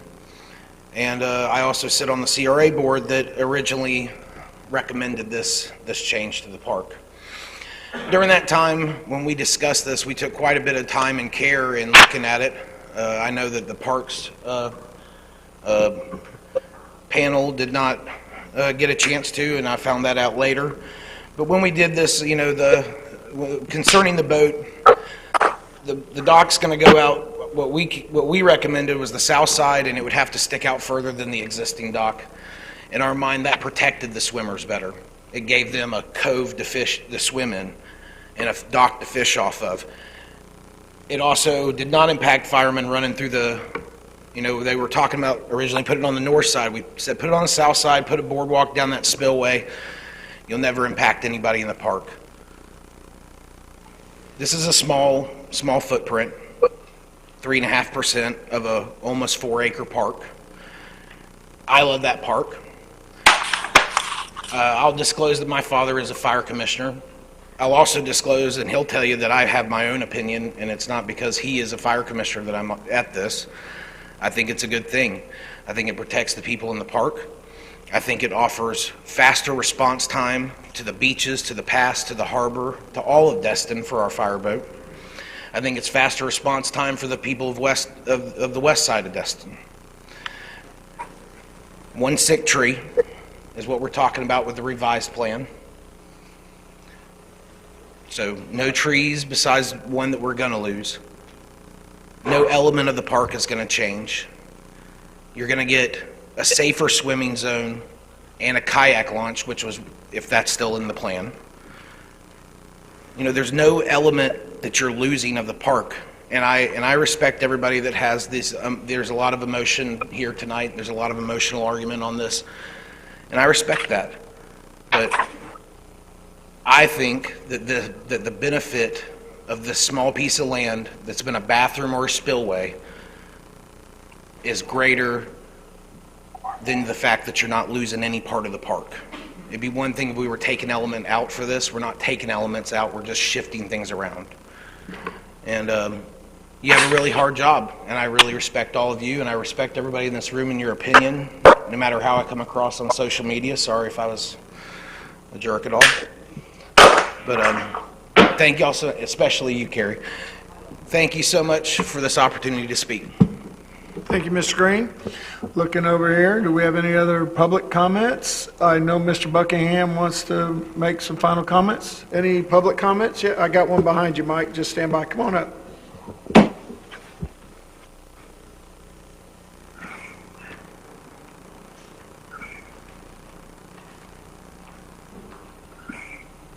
And my plan here is after we finish up with our public comments, Mr. Buckingham has something to say. You guys could start your discussion amongst yourselves. We're not going to legislate tonight, so you can ask questions, you can call people up and stuff like that. We'll have that time, and then we'll follow up with any additional public comment if anybody wants to before we adjourn. Does that sound good with everyone? All right, go ahead, sir. Michael Chambliss, 406 Main Street, grandson of S.A. Chambliss that first settled here in the 1920s. The park is part of our heritage. Any way, shape, or form you look at it, there should be no fire department there. Yes, I see that you want to try to respond quicker to some of the calls on the water. Most of the water area right there on the bend of the bay right there going towards the pass or the harbor is no wake zone, so you can't just go screaming out of there. Boats just don't move to the side of the road. Not to mention, that place is in a bad corner. The road is so narrow. What are y'all going to do to make it safer for the EMS vehicles to make it out? That's going to be sitting there, from what I'm understanding and hearing. It's just a bad idea. I spent my first birthday there. My father spent his first year of school there. It's part of Destin history. If anything, it should be restored, and if anything was to be built there, it should have something to do with the Destin Fishing Museum. It's just my aspect on it. And a lot of people, like even John Wells, one of the first officers here in Destin, he should have said himself it should be left as a park. I mean, I don't feel, it's just going to be an eyesore. I'll never go there for another family function if the fire department's there. And I've been going there all my life. I've been there 4 times this year for family reunions or birthdays. And I would hate to see it go. even though I still got time left. That's all I have to say. Appreciate it, sir. I have a question, actually. So, and this is to the fire district folks. Obviously, when there's an emergency, we see sheriff's officers exceeding the speed limit because they're responding to an emergency. Is the same true in a fire emergency? And with the boats, do y'all ignore the no wake zone and just fly out of there?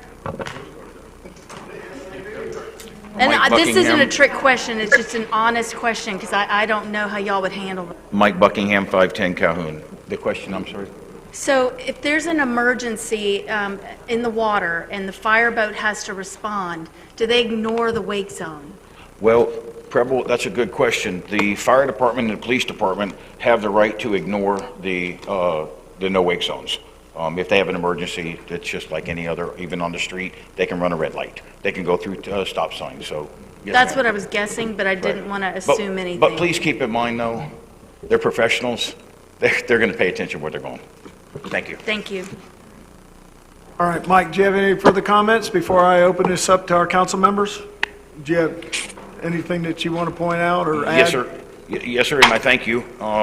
This meeting was here tonight to bring facts and to educate and explain exactly what's going on so the citizens understand what their elected officials on this side of the table and this side of the table is doing for their benefit. A couple of questions was asked earlier. How many square feet? Approximately, the park is approximately 146,000 square feet. Proposed on the building, we are requesting to lease less than 2% of the entire land. The gentleman that just spoke, he said he hates to see his park go. We're not taking the park. A comment that was made, and don't forget the letter that has been sent to you.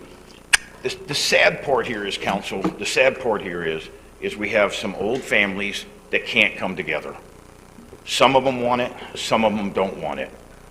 So somehow, some way, we got to find a way to make this work.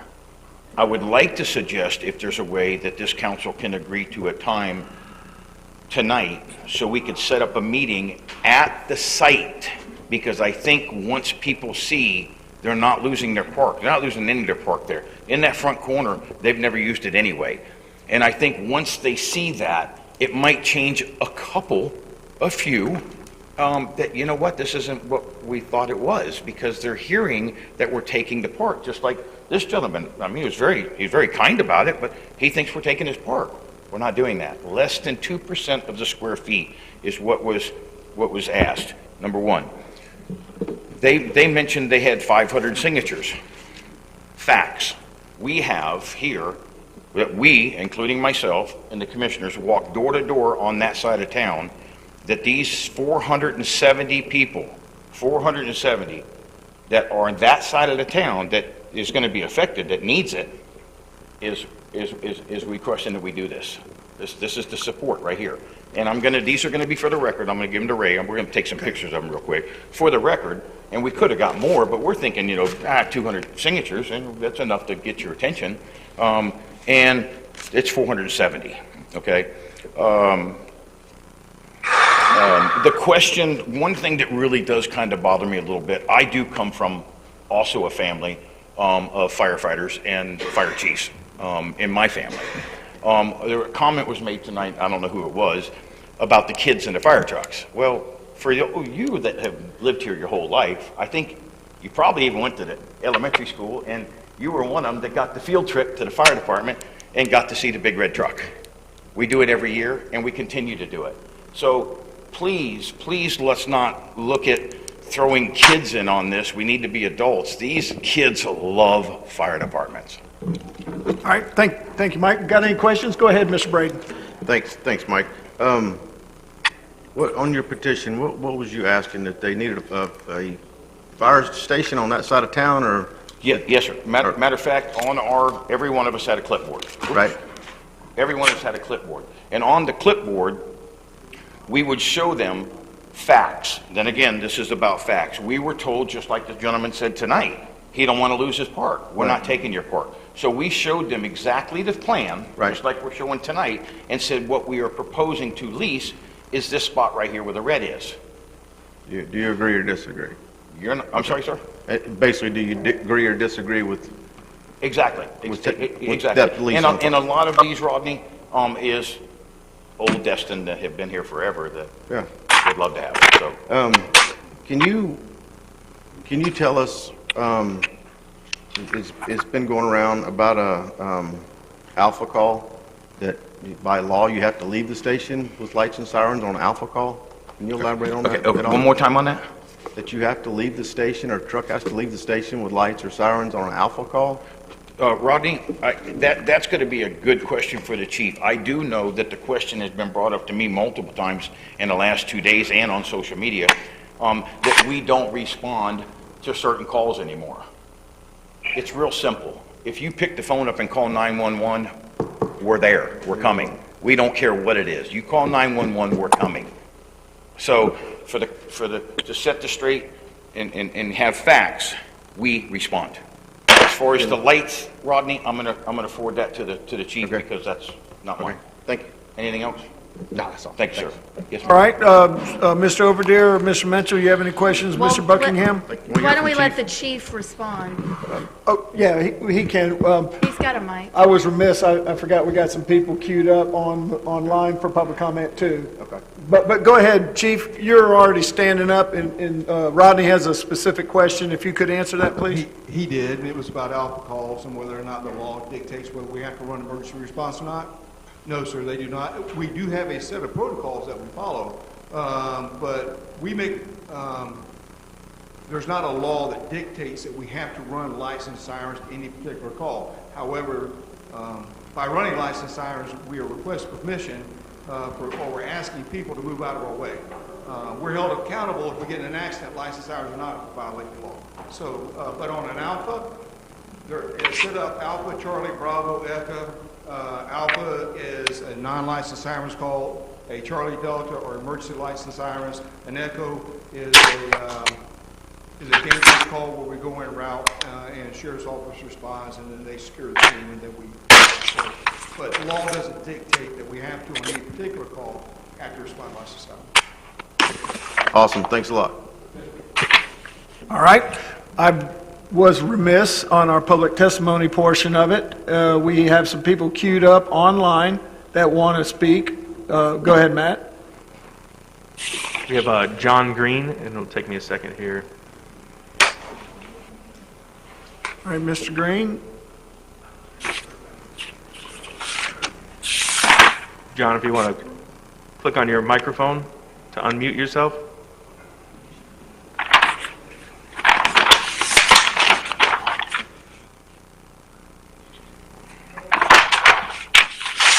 Someone's mic is on. I don't know if it's Skip or Yeah, Skip Steve. or Steve, one of y'all have your mics on. We can hear you moving your paper around. At least we can't hear your dog barking. I was on a webinar for 3 hours a day, and the chairman's dog was barking the whole time. Mr. Mayor, he's not responding. Okay. Who's next?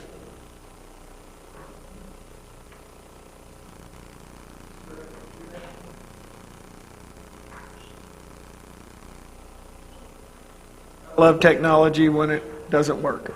No one else. No one else? All right. At this portion of the meeting then, we will go ahead. You've heard a lot of discussion. I'd like the council to interact a little bit amongst themselves. If they have anybody they'd like to call up and ask a question, this will be the time, and then I'll offer one more opportunity for the public to speak. So, does anyone have any questions or anything? Go ahead, Ms. Ramswell. I have a couple questions for Mr. Buckingham again. Sorry. You did all the talking, so you're going to get put on the spot. I'll wait till you get up here so you can hear me. So, two things. You talked, and others have talked about the diseased magnolia. Yes, ma'am. Who determined it was diseased? Don't hold me to it. I want to tell you it was Aubrey Chanchucci. Yes, correct. That's what I was told by Mr. Jack Wilson. I believe she One of our said other she fire didn't commissioners. I'm inspect just that telling you tree. what I was told. Right. I was just told that by Mr. Jack Wilson that that was the individual that because we knew the tree has an issue in it, and that was my understanding. Yeah, ma'am. What? Time out, Mike. Okay, I'm going to address his comment for the record. The magnolia tree that I was called out on was not that tree that I had brought up on the plan. Point it out to me in the plan. It's the only one in the front, right here. Okay, well, that was not, that was the tree. For the record, that was the tree that was in question, and I appreciate your question because that was my next one. You have pinpointed all of my questions tonight, and I really appreciate that. I was not called out by the city of Destin to assess that tree. That's the tree that was in question. I think he said fire commissioner. What? Well, you just said that you thought I was the one that wrong. It was the wrong tree. The tree that I looked at, there's two fence lines. There's the one that abuts Calhoun Avenue. They're wooden fence boards. They're 2 by whatever. You're in the construction, you know. Okay. Then there's the second fence line where you pull up and park your car. Okay. The tree in question that I was called out for, I was hired by the city of Destin to look at that tree. It was beyond that fence line. Okay. It's not the tree that is abutting Calhoun Avenue. The tree that was in question that I looked at was a different tree. It was beyond that second fence line going down toward the waterway. It was my recommendation as a liability to the city and myself, because I'm the consulting arborist for the city of Destin, we'd all have our hands on that if somebody were to get injured or wrongfully died. So it was my recommendation to remove that limb, and I'm glad we did it. I was worried I was going to get some negative feedback because my trucks were in there. Mike, here's another question. You drive big trucks, you know. I videoed our trucks. We have 2 bucket trucks. They're the same size as a fire truck. When we get called out to clear roadways, subdivisions, whatever, it's for fire truck entrances. My question to the council, which y'all don't really have the answer, it's really more directed toward Mr. Buckingham, what trees are going to be impacted overall? Because once you give an inch, sometimes you get a little more. I just want to know, because of that tree ordinance issue, and is that going to be counterintuitive? Like, I know I want to get off point, but the tree in question was not the tree I was called out for. That's all. That's okay. That's all we need. Thanks. Thank you. So we have a little tree confusion, Mike. And for the record, I apologize. It's just what I was told. I just May I make another comment for the record while I'm here? Because as a certified arborist, it's my duty, my fiduciary duty to state it. Every tree on that piece of parcel needs looked at. Okay. Thank you. Thank you. There you go. Okay, Got that, Lance? my next question would be, you mentioned at the very beginning that there was another lot that could be a possibility for property. What lot is that? The one directly beside it, Mike Okay. Schultz property. Okay, I reached out to him and he talked to me about it, but that's the one that was the $2.4 million. That's what Mr. Moore had spoken about that Right, same yes, ma'am. piece. Yes, Okay. ma'am. All right, and that's all my questions for you right now. But I guess city staff, when, number one, I was pretty surprised when I took a look at what Ms. Nikki brought up in terms of the LDC and that section 12.02, because it does explicitly exempt Clement Taylor Park. It also states that no more than 20% of the entire park could be impervious. And I'm wondering with these plans, how much of it is now impervious? So, I'm back here, Councilmember Ramswell, but Kyle's chair is very large. To answer your question, so just the LDC does have some issues that would have to be addressed. The setback is an example of a variance. There would probably have to be a carve out of that portion of the park if this were to happen at all. But the development can't be reviewed at this point because it has never gone to that part of the process, and it wouldn't unless they got the lease. So this is to approve whether they get the lease or not. If they did get the lease, there would be no approval at that point of the development itself. They would then have to go through an entirely separate development process. And if they don't meet codes they wouldn't get to put anything there that doesn't meet code. That is correct, and we discussed all that a year and a half ago. The question was a little while ago, and I think it was Rodney, I think you asked, is when was, oh, I'm sorry, Skip, when was this blue area carved out? That was approximately in between a year and a half and 2 years ago when this council, when we came to you and we discussed this. You all are the ones that asked the staff to take it back to the county and the public land request, whatever it was, for the funding to make sure it wasn't going to hurt it. That's been about a year and a half ago. All right, Mr. Mitchell or Mr. Overdeer, do you have any questions for Mr. Buckingham while he's at the podium? No, I'm good, Mr. Mayor. I have comments, Mayor, but not directly from Mr. Buckingham. All right. Okay, take a seat, Mike. Thank you, sir.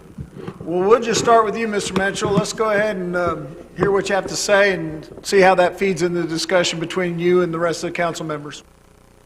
Okay, good evening. I want to first thank everybody for participating.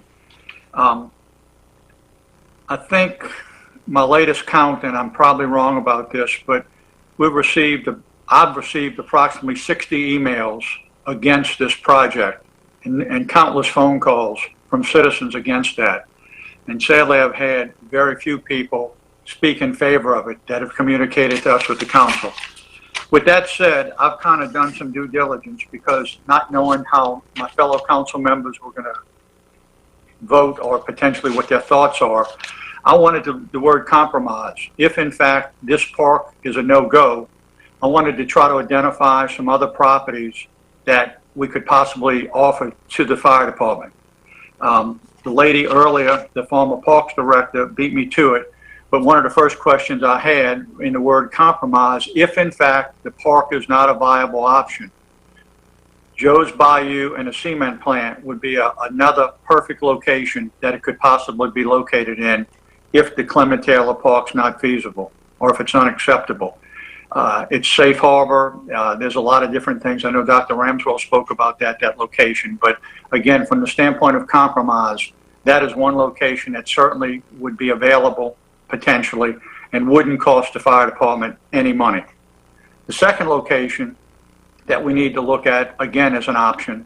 On Friday, I spoke with Lockwood Barnett from Destin Water Users, and he said that it is a definite maybe, repeat, a definite maybe, that Destin Water Users would consider allowing the fire station to go on their property where the new water tower is, but that's predicated on them looking at the plans. So from the standpoint of compromise, if needed, that's two locations that wouldn't cost the fire department any money. In addition, I was contacted by several people, one of which said I could use his name, but Mr. Jay Howard spoke to me specifically and said that he would be more than happy to work with whoever necessary to do a fundraiser and to really get the community behind fundraising, if need be, to buy a piece of property. So again, I'm just throwing these things out there as options if in fact that locations are no-go. As far back as July of this year, I asked that area be roped off and specifically identified in total as to what the fire department was going to utilize. And for me, I learned a lot tonight because that boardwalk that they're talking about along that edge, I've never heard that before. That was never marked off. Also heard about the extended dock, didn't know anything about that. So those are all things that obviously I think it's important to actually completely rope those off so that our citizens can look and know exactly what's there. I understand what was said, that the way they have it lined out, that's not going to compromise the location of the park. They'd be moving on the exterior sides of it or to the flank of it. But again, I think that's important. The last but not least, I don't think anybody, and I certainly echo the fact that I support the fire department completely, I don't think anybody is against a fire station on the west end. Something else that the fire department hadn't spoke about, and just as a suggestion, just to let everybody know this, they ought to run the numbers with the ISO and talk about just what it would reduce in insurance rates if in fact we had a fire station on the west side. So that's an important thing for the citizens to realize as well. So I'm totally in support of a fire station on the west end, and I wanted to bring these options to everybody's attention if it gets to the point that Clement Taylor Park is a no-go. And I'll stop right there for now, Mayor. Thank you, Mr. Mitchell. Those are all good points. Hold on just a second. Mr. Overdeer, do you have any comments you'd like to make at this time? No, I think the workshop was a very good move tonight. It's good to hear both sides. I think we've heard that now, and I'm kind of interested to see what's going to happen at our next city council meeting. Roger that. Rodney, Ms. Ramswell, you guys on this side of the table have any other comments? Go ahead, sir. Thank you, Mayor. I have a few. I guess my biggest concern is, or I guess you say one of the biggest concerns is this government entity bailing out another government entity. And I keep hearing that the fire department is debt-free. I guess they are. And staff, correct me if I'm wrong, we have $25 million in debt that we're paying back loans. So they're debt-free. We have $25 million in debt, and we're going to bail them out. Our personnel for salaries and benefits, the entire city, is $6.5 million. For the fire department, it's $5.7 million. And we're going to bail them out. They have, like it was stated before, looks like $1.2 million a year in pensions, and we have retirement $537,000. But yet we're going to bail them out. And then they're looking at their statement of their changes in the fiduciary net position for the year ending in 2019. Net pensions restriction for pensions beginning of the year, $20 million. End of the year, $22 million. But yet we're going to bail them out. I'm all about helping people, but it just doesn't seem right. I was elected to speak for the taxpayers, on their behalf, and that's exactly what I'm doing. And it just doesn't pass the smell test to me.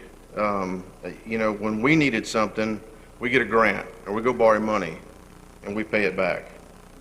I don't know why they can't do that.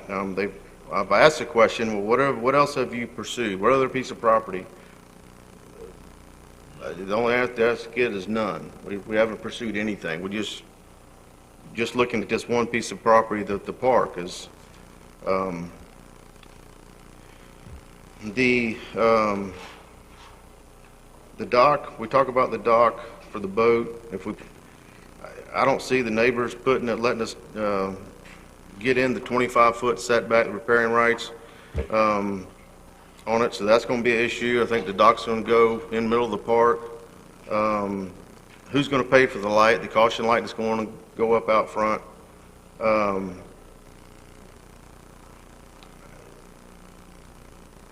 Again, if we gotta, I don't know if you want to call bail them out or whatever, as far as giving them a piece of property because they can't afford something else. Why can't we give them the parking lot on Seibert by the cemetery we had? That's been an option.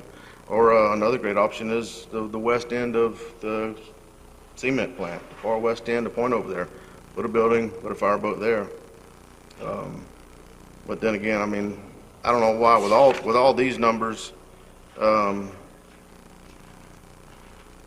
it just doesn't seem right, that they're coming for us for help when they're debt free and we're $25 million in debt. I don't know. Another question I keep asking is, the Emerald Grand's been there 25 years, and all these other places that were named the retirement home, the churches, all that was named earlier, they've been there for forever. So what has changed that all of a sudden that we just hell-bent on putting a fire station on the west side of Destin? And that answer was about 6-8 months ago, or a year ago, that Crab Island, they were selling it on Crab Island. We had so many calls on Crab Island, we need a boat on that side of town. Well, Crab Island's changed. If you notice this past summer, a lot of the commercial activity was gone. We had to give a big shout out, thank you to the county commissioners, they helped us with that. So you didn't see all that out there, and I would venture to guess that the calls have went way down on Crab Island. So yeah, I'm sure we need a station over on the west end of town. Would be extremely nice. But I guess another question would be, how many calls has the fire department gotten where they actually either left the station and got on the boat, or they was actually on the boat and actually saved a drowning person, or stopped a boat that was on fire from being totally, destroyed because it was on fire?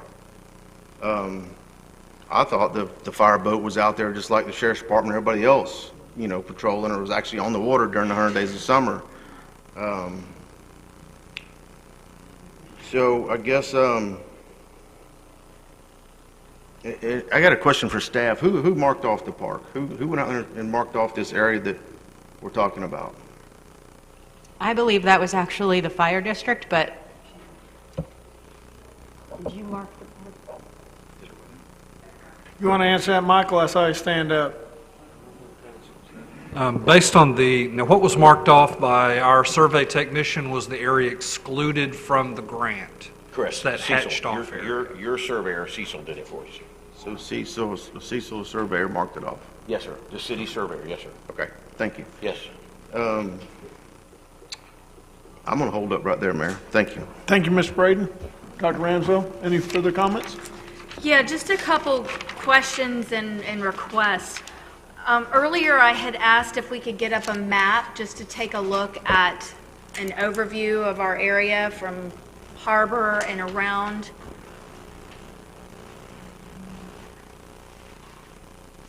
So, looking at this, and I'm going to address this to Chief Sasser, I guess, since he's probably got the numbers. I'm assuming you don't have the numbers. Thank you, though. So, Chief, looking at this map, right now, y'all are utilizing one fireboat, is that correct? And it's parked over at the fleet docks? That's correct. So whenever there is an issue, be it in the harbor, around the pass, or around on Joe's Bayou, are you always relying on that boat that's parked in the slip of the fleet? Yes, ma'am, that's correct. I just keep coming back to how logical it seems to put something on that other side unless the number of calls don't warrant it. Which sort of leads me to my next point, and you said you could get numbers of water responses and where they occurred. That would be awesome to see if you could provide that before our council meeting when we talk about this next, because I think that'd be helpful to take a look at.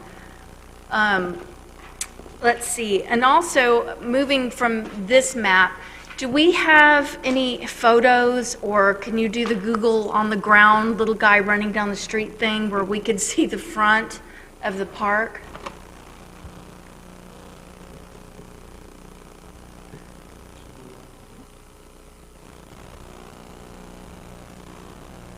I love this. This is like the coolest thing ever.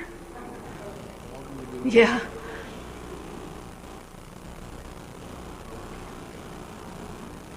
I think we're going the wrong way. We're going to Dupont. Like playing a video game.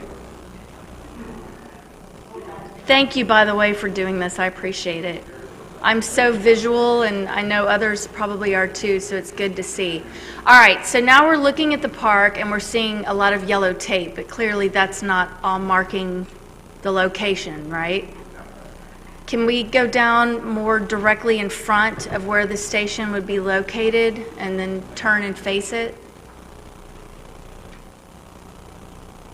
So the magnolia that we're talking about being diseased, is that the one there on the left? Move slightly more to the left, I'm being told. Okay, perfect. So looking at this, and we just saw the light pole on the left, really the space we're talking about is from essentially like the light pole, not quite, but that's the path y'all would need to utilize to get down to the water, over to essentially that side of the restrooms. Is that correct? Just looking at this, I mean, I know what it is looking at the map, but looking at this, is that correct? Okay. I just think it's good to kind of get the image up and see. Can you turn now and sort of pan over the rest of the park and get an idea of, there's the entrance and there's the length.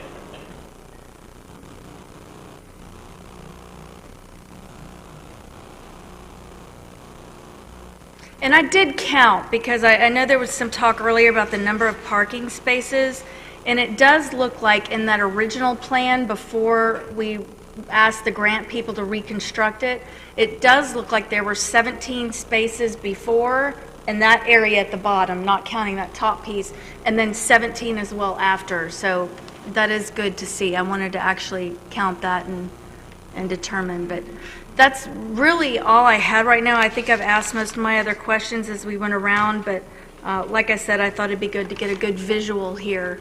That's a great idea, too. It's pretty cool. Thank you. Thank you, Dr. Ramswell. Go ahead, sir. I had one question that I neglected to ask. This is for Ms. Hebert. Earlier when she spoke, or she handed out to council, and obviously Skip and I aren't there, she suggested, made a suggestion for an alternate location for a station. Could you identify where that is? That was on Cybert. This is Ms. Hebert. That was on Cybert Avenue. If you look at the two parking lots, one that is developed to the left of it and one that's developed to the right of it, it's that center lot that has not been developed yet. Okay, and was that voted on by your committee? It was an idea. We were trying to put out solutions to taking it away from being in Clement Taylor Park. Okay, but was that voted on by your committee? We have not been able to have a committee meeting. This workshop was scheduled before our meeting was together, and I talked to my team tonight and showed them, and they agreed, am I correct, that that would be a great alternative to get it off the Clement Taylor Park. Okay, thank you. Thank you, Mayor. Thank you, Mr. Mitchell. All right. Mr. Marler. Well, I feel like I'm in 1861, brother against brother in the Civil War, because I have relatives all the way around this thing. But that being said, everybody knows we need a station there, but it's like not in my backyard, not in the park. People talk about the green space. The area that's proposed is a drainage ditch and a dirt parking lot and the old restrooms, which are going to go bye-bye as we're moving them to the other side, where I'm actually very happy with that, by the way, from the city's point of view. We're putting the restrooms over there near the playground where our parents can watch their children, because of the things that go on these days with kidnappings and all kinds of other things. I think the restrooms that we're moving over there are perfect. It was also mentioned that the other restrooms could be used more as an adult set of restrooms and channel the children that way. I heard of just a few people that live on Calhoun. As I understand, there's a petition that was brought forward that has most of the people that live in the west end of town. I consider that the west end of town. The fire trucks, ambulances, and the sheriff's department go down Kelly Street a lot. And sometimes I hear the sirens, sometimes I don't. The biggest issue that I see is everybody's saying we have heritage in that park. Yes, we do. I played there as a child just like everybody else. But what we are trying to do is public safety. And I'm going to go back to one thing that doesn't really tie into public safety, but once upon a time there was a bridge to nowhere. At least that's where everybody said it was going to be. Then a bad woman named Opal came along, and that bridge was the lifeline for this city and the people who worked over in the other parts of the county for the 2 weeks that the island was destroyed until they got one lane in. What is it going to take to have some citizens change their minds? As Commissioner Moore said, you know, the response time, minutes, seconds. That's the biggest thing you have to look at. What's it going to take? Okay, fine. We don't let the fire department build on the park. They buy another piece of land, and then you're clear cutting that piece of land to build a fire station on. You know, and that's not saving any green space to me. You're clear cutting it because they got to put the fire station on there. They're going to put some trees and stuff back, and we have a set of trees that can go there. God forbid we put another palm tree in this town. As I do not like palm trees; they're not native to this area. Then somebody asked, the question was asked about the budget of the fire department and pensions. Do not first responders deserve something? Pensions for all the hard work they've done over the years, putting their life on the line. So the budget of the fire department may be more than the city. Those pensions are the same as they're retirements. They deserve it. They deserve it more than I would, or a lot of other citizens in this town deserve it, because they are putting their life on the line, going into burning buildings, going into the sheriff's department, or anybody going into a firefight with guns and not a fire. So I look at it that way. A little red hen comes to mind. Who will help me build it? Who will help me do this? Not I, not I, not I. But everybody will benefit from it. I guess the basic thing that I'm saying is that we need it. We have an opportunity to put it in a spot where, and to this knowledge, except for the restrooms, I don't know of anybody that said they utilize that little portion except for parking and restrooms. So is it really taking away the park? No. The major part of that park is where the playground is, where the pavilion is. When we put the gazebo back, I assume we're going to put a gazebo back. Everybody seemed to like that place. And the dock, okay, it hasn't been determined yet. We're not determining a dock tonight or a boat or anything. We're determining a building. Well, that's all we're trying to determine. And part of that is, again, public safety. When the volunteer fire department, well, what is now a fire district was a volunteer fire department, just about everybody, male and female, that I know of would answer that big loud horn. I love to hear that horn sometimes. At the same time, I was sad because somebody's house was on fire or there was something else. I don't remember what they had when they first started the volunteer fire department, but I do remember a 1969 truck with a couple of hoses on it that we were able to purchase through volunteer efforts. And the Air Base gave us a very leaky tank truck. A deuce and a half, as a matter of fact. It was a leaky tank truck. That was our fire department, where that building that now houses the Sheriff's Department and the EMTs are now. We've grown. We've grown into not a small fishing village, but into a resort town. And we have to look at that. The fire department did what they thought was right when they moved the stations to the east. Now they're looking at trying to get back to the west because, hey, we built up a lot. And we have to do something to help and protect that. Calhoun Avenue alone is changing.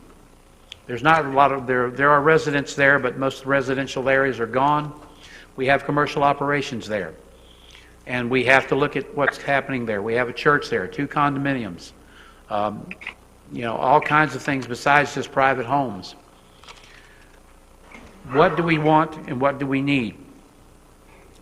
It's a win-win no matter which way we go. And yes, the former director of our recreations, Mariah, she came up with a great suggestion for Joe's Bayou. If that's viable, fine. Mr. Mitchell has come up with some suggestions also. There are places that we can go. But let me hit the bottom line. I asked this question before. Are the citizens willing to allow the fire department, if needed to be, will they actually vote yes on a millage rate increase to pay for that land that they said that they need if they can't come to a compromise with the city on any piece of land?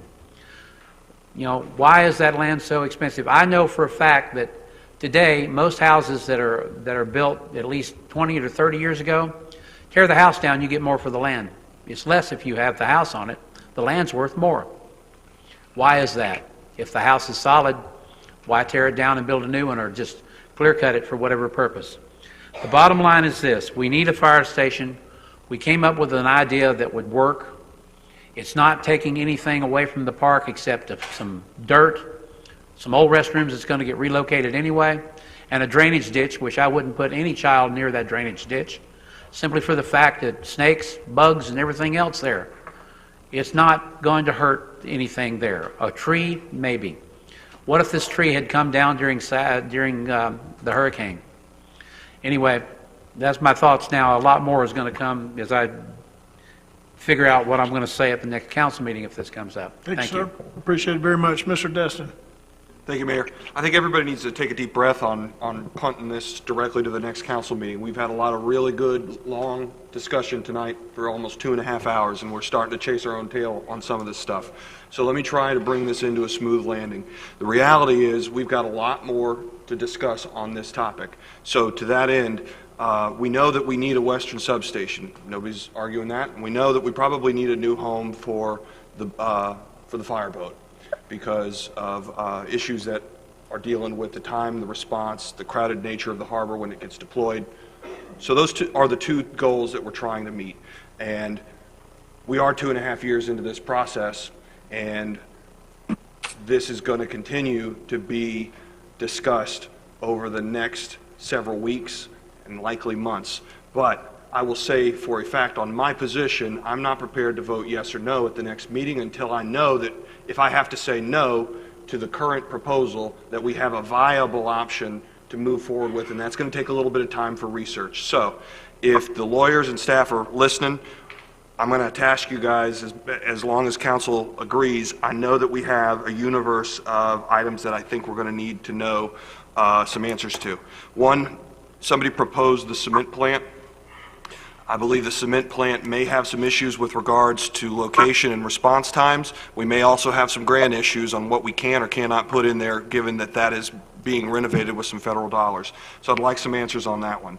With regards to Ms. Abear's idea with regard to the Cybert Avenue parcel, if we decided to do it, I don't see that legally there's probably any hangers there, but we need to discuss the viability with the fire commissioners if that would be doable, because it only solves one part of the issue, because that parcel is not sitting on water.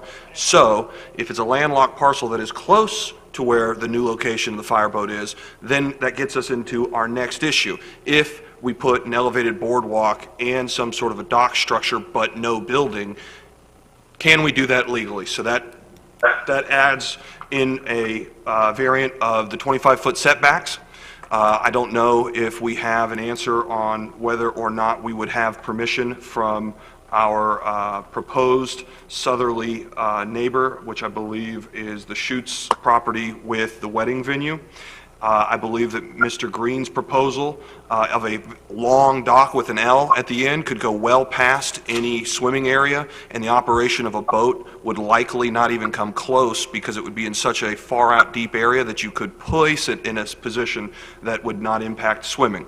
Now, that needs to be explored, and given the fact that we may have the interchange of the 25-foot setback, that will play into it. What about, and add to that, what about maybe having a short at the park meeting, public Well, meeting? yeah, and that's on my list, man. Okay, cool. So, with regards to that also, it is a drainage easement, it sounds like, but I'd like to know exactly the legal characterization of the drainage ditch that we would propose to put an elevated boardwalk. I want to make sure we don't have any conservation issues, so that we can pull the trigger on that.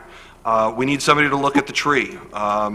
It appears that we don't have a straight answer on the magnolia tree, so I'd like an answer on that. I know Ms. Kopp has already said she's going to look into the setback question on the LDC with regards to moving this potential building.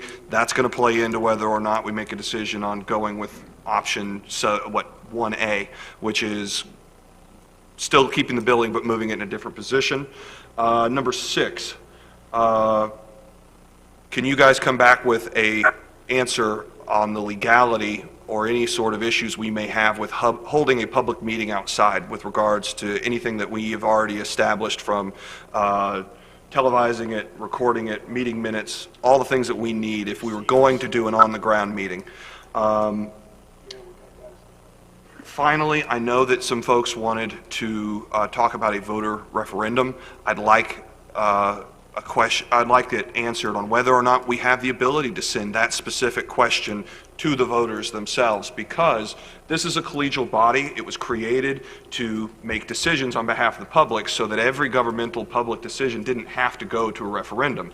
And because of that, statute prohibits a class of questions from going to a referendum on purpose, because it's inefficient to say every hard decision gets punted to the public. There may be no way to get around that, so then the council does have to, and we just can't have a referendum. But that's a question we need answered.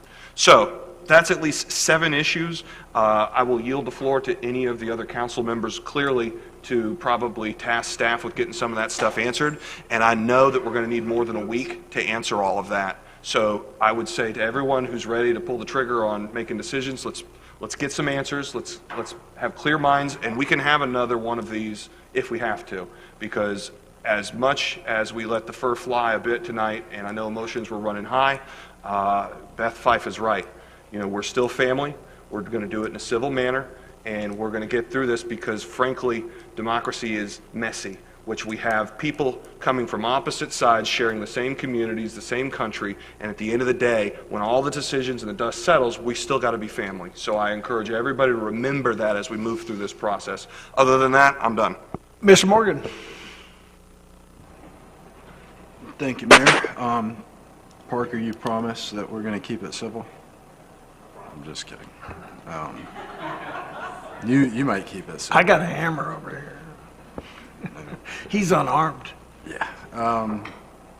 I look forward to hearing some of the answers that Parker posed at our next meeting.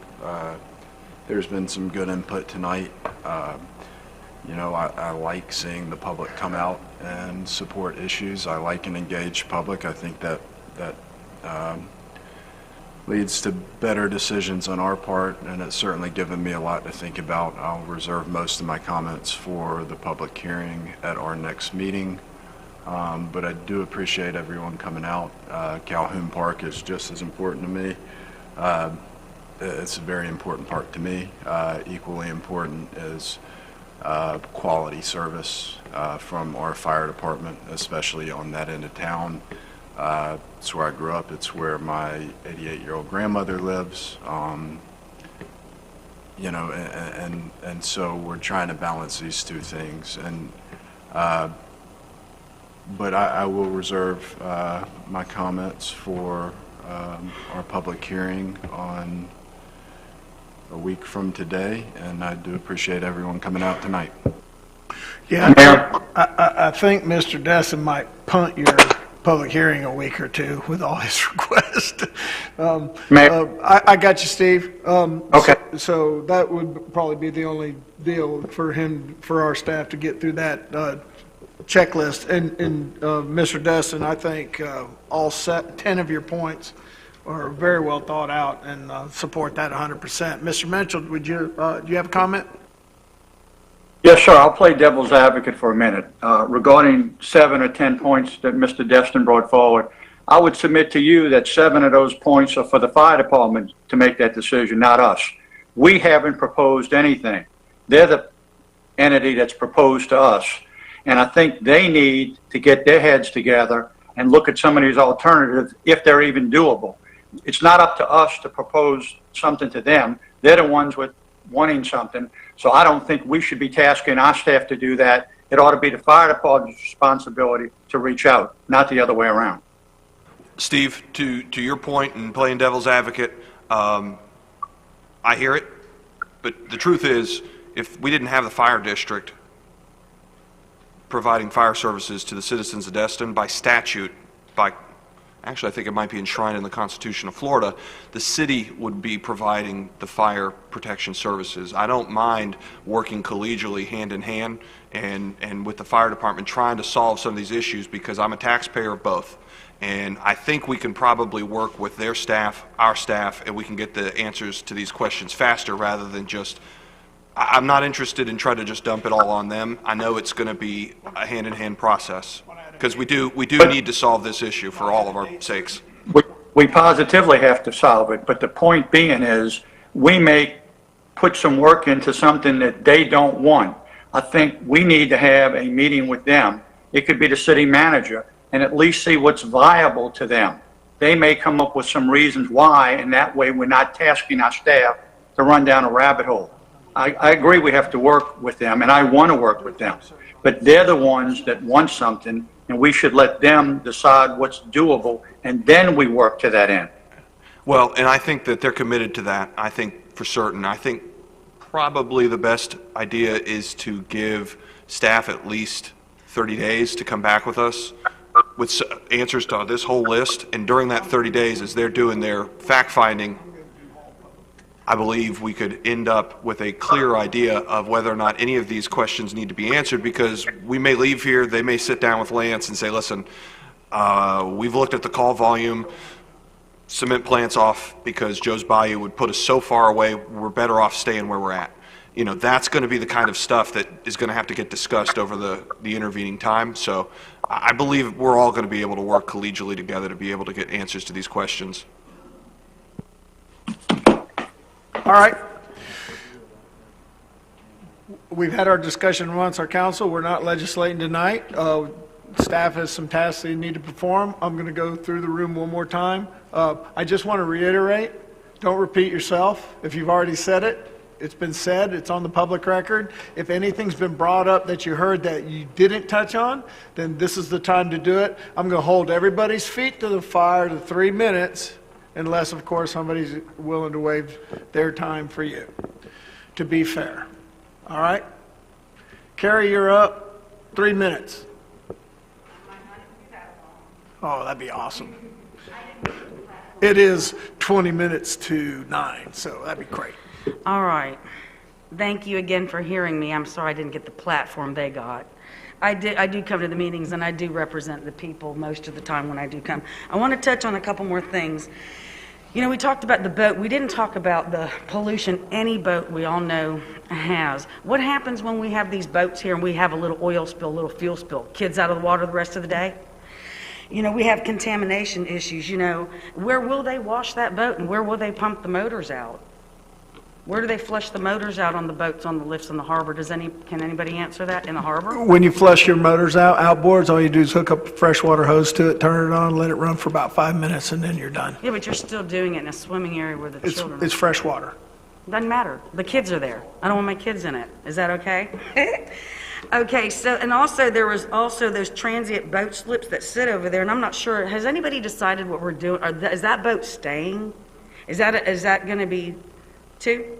Because do we pay for that and insure that? Can anybody answer that? We still pay and insure that, right? They give us $1 for that slip, transient boat slip at the co-op.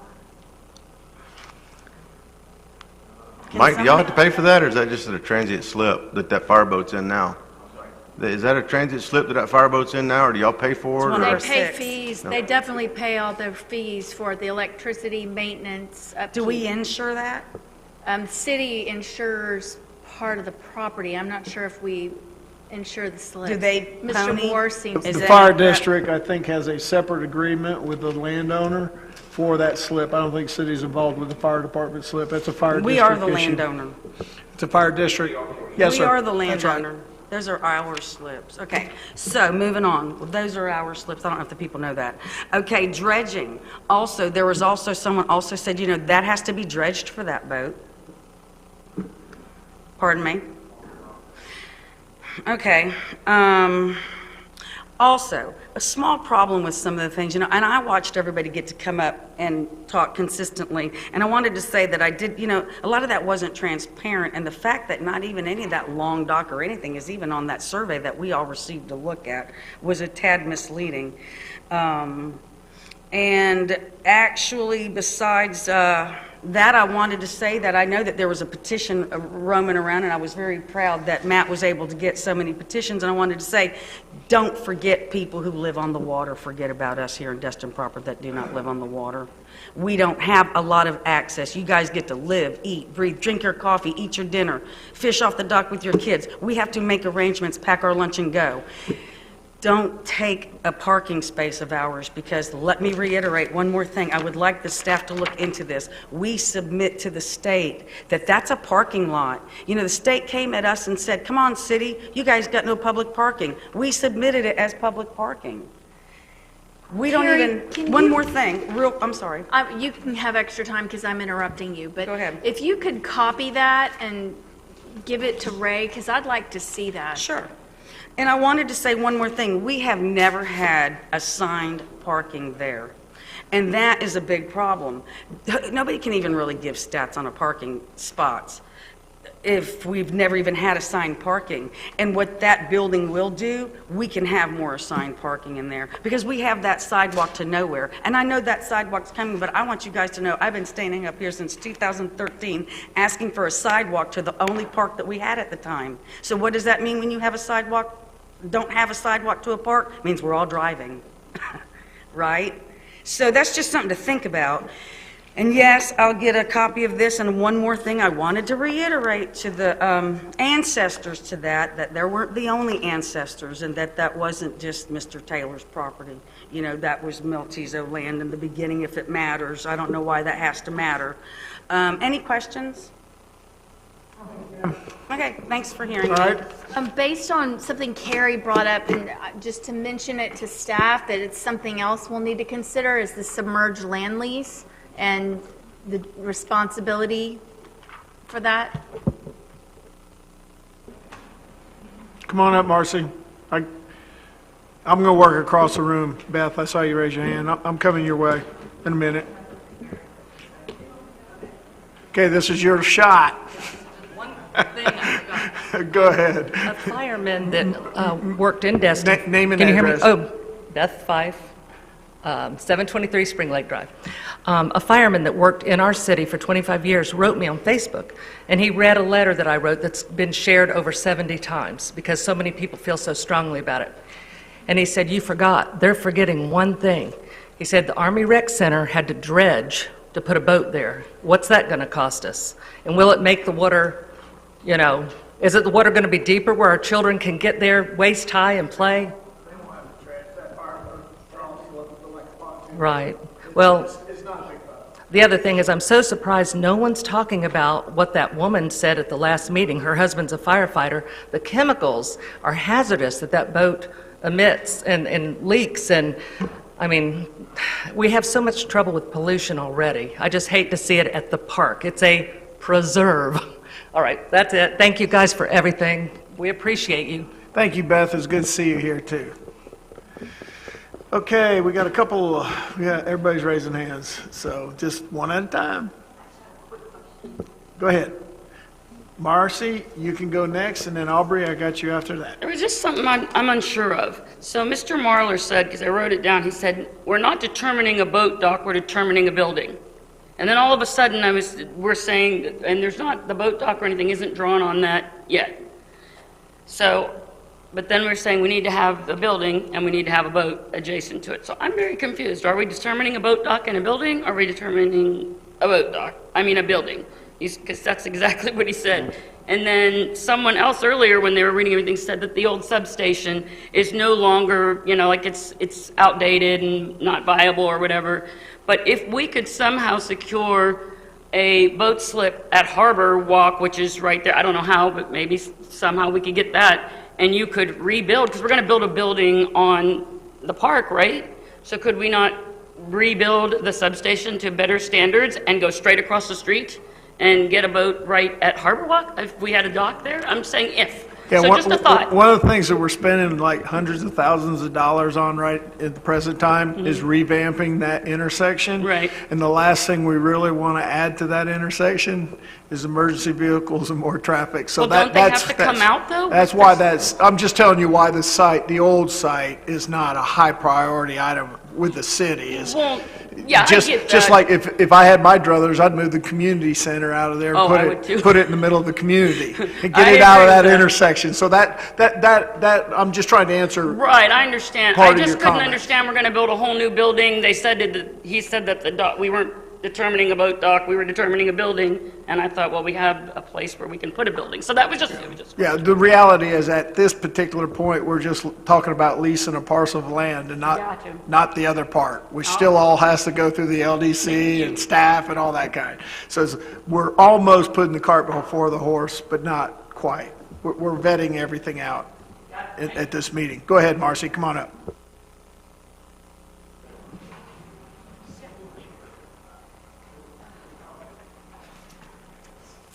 Marcy Bell, 3 Gulf Breeze Court. So I actually agree with Fire Commissioner Rick Moore and with Kyron Marlar. I'm sure there's plenty of people in this room that find that very surprising. But by the things that you have stated at this meeting, I think you are giving a clear-cut argument for the fact that you need a larger area for a larger fire station. You've talked about all of the properties at that end that need to be protected. Commissioner Moore spoke about the 2 condos that are down on Calhoun. I think that's what he said. No one's talked about the Emerald Grand and the height of that building in reference to any type of a rescue with a ladder truck that will be needed. So I commend both of you for sharing that information, because you're right. We need a fire department down on the west end, and it needs to be a much larger building than a 2,400 2,400 square foot building. I also wanted to make mention, I don't know if anyone's mentioned this. The city and the fire district have no jurisdiction over any waters that are outside the Destin Harbor or the bayous. So I'm still, like others that I've spoken with, are a little confused on why we would even be talking about this. Commissioner Buckingham has repeated twice, I believe, that 3% of the park is what is affected by this area. My question is what's the percentage of the parking area and the bathroom area now? I mean, that's clearly much larger than 3% of that section that'll be taken out. And if you look at the map, I think we could probably put in about 12 more parking spaces there. And then the last thing I wanted to, Mr. Marlar, you said that you talked about clear cutting of properties. The Cybert parking lot and/or the cement plant would not have to have clear cutting of any trees. And then the last thing I wanted to speak to was summer of 2019, there was the Okaloosa County Floating Structure Crab Island Committee. Both Mr. Braden and Mr. Buckingham were on that committee. I actually attended every meeting, and there was the National Park Service gentleman from Gulf Islands National Seashore came in, and he talked at one of the meetings about grass beds and how Crab Island lies within a district of grass beds. On and on, I could go about that. But one of the things I wanted to do, and I hope that if I have the time, you're able to bring up that Google Earth picture again, and if you can show us the water off of the park, please. And this is my last item. If I can just. I'll let you finish. Yeah, if he'll bring that up for me. Can you? Yes? No? Sorry. Thank you. There you go. So, if you look just off of the park there, you'll see the dock that's for the Schultz property next door, the Bay House. Yes, thank you. And if you look out there, I mean, I don't know how far you guys are going to go out with the dock for the boat, but that's all grass beds. That's seagrass beds. It would be my opinion that we would be looking to protect them instead of destroying them. Just my personal opinion. Thank you. Thank you, Marcy. Anyone else over this side of the room? Come on up, Jason, and then I'll get you. No, Aubrey's next. Stand by, Jason, because I'd already picked her out. I forgot about that. Besides that, I saw you rock in your hand. I didn't want to get hit. Go ahead, ma'am. You got sorry. Name and address and 3 minutes. Aubrey Santucci, 724 Bayou Drive. Because y'all brought it to my attention that we have a tree in question, just as a resident and a certified arborist, I will take it on my own initiative to go assess that tree, and I will take that responsibility. And any findings that I have, I will present it to the council, or actually I'll direct it toward Lisa Firth, and then she'll direct it to council. And that will be complimentary. Thank you. Thank you. I Thank appreciate you. that greatly. That's awesome. All right, come on up, Jason.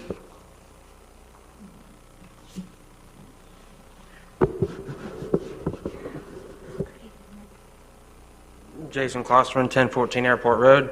I realize at some point y'all are going to have to vote and deal with Calhoun Park. Tonight I really just want to address this from an on-the-water standpoint. I'd really more so like to see the city, without even just looking at Calhoun Park, but approach it from the standpoint, I want you to look and see how many times a charter boat had to respond as a first responder instead of our fire department.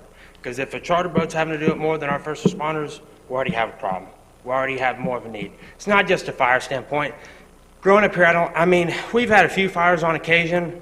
More so, I think that happened offshore. That's usually something that the Coast Guard's going to address. You also need to consider that that is the Coast Guard's job.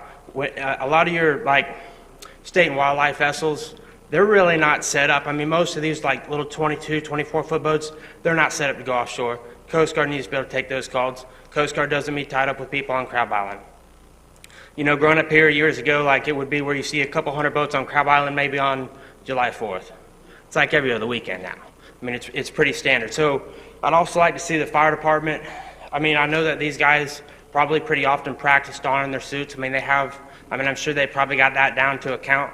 So whatever location y'all possibly look at, we need to know firsthand how long it takes them to get there. From the time to drive to drop the boat in, everything. We need that total time from every place y'all look at. And I think y'all need to look at those numbers first and then think about what's going to work from there. Not the other way around. Not, are we going to have to cut a couple trees down here, and is this just going to work? We need to know what's going to save lives, because that's what, response times save lives. Right now, I don't think it's accurate. You can probably take a look at how many, calls that they've responded to, but I think about it if I were to go down to the harbor right now and just start treading water, and as soon as I start treading, they start heading my way. It's still kind of questionable. Just think about that yourself. Are you really that secure with that they're going to get to you in time? Because if you're not, you can't really look at how many people they have saved so far, because they don't have time. It's just not realistic to drive down there. You're used to seeing fire trucks and EMS show up together. What we need on the harbor isn't just somebody to put out fires. We need first responders because a lot of times it's drowning victims. We need people set up on vessels that can save people's lives from drowning. We need first responders for people on Crab Island, whether it be people getting drunk, whether people, they fall over, hit their head on a boat, whatever it be. Look at how many people have drowned in the last few years. That's what you need to look at, how many people you haven't saved, and go from there.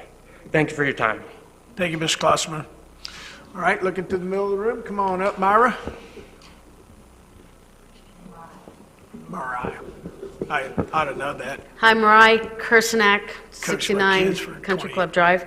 I stepped out, sorry. This is a dawn to dusk park, Clement Taylor. Are we going to keep it dawn to dusk, or are we going to gate it? And I don't know how we can gate it if we're wanting the fire department to leave. I know we'll have to address that. These people that are concerned that they're having picnics and it's going to interfere with their picnics, them running down the boardwalk, you know what? If I'm drowning or I need help, I don't care if I'm disrupting your picnic lunch. So to be honest, that should not be an issue. Do I want it at Clement Taylor? No. But, I'm sad that people are using that as an argument that it's going to disrupt their picnic, that somebody's trying to save a life. I do think it needs to be at the cement plant. There is nothing that we're going to interfere with right now. There's no historical family memories, although I did take my son there every morning before school when he was 3, and we watched the cement trucks go around and around, but I'll get over it. I will get over that.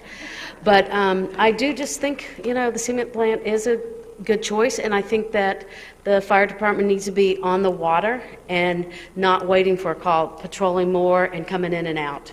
And I do think Joe's Bayou is the spot, and I think it is because it's a little bit safer when we do have hurricanes and that we're getting beat up. You all saw Dewey Destin's place, it got trashed. Then this last hurricane, Joe's Bayou didn't get quite as bad, but it did get beat up. So I'm supporting that we have a West End Fire Department location on the water. Can't say I'm in favor of Clement Taylor, but I am in favor of another spot. Thank you, ma'am.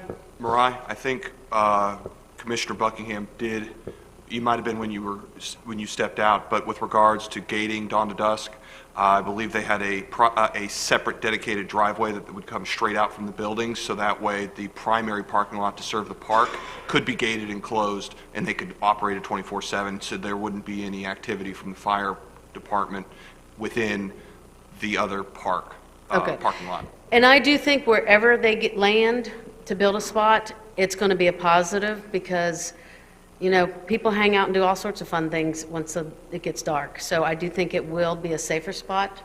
But again, I do think it needs to be at the concrete plant. Thank you, ma'am. All right. No more in the middle of the room. Mr. Buckingham, Mr. Green. Mr. Green, you guys are all under 3 minutes requirements. And then we're going to wrap this up, hopefully, soon. We don't serve dinner here anymore, right, Ray? So I'm really hungry.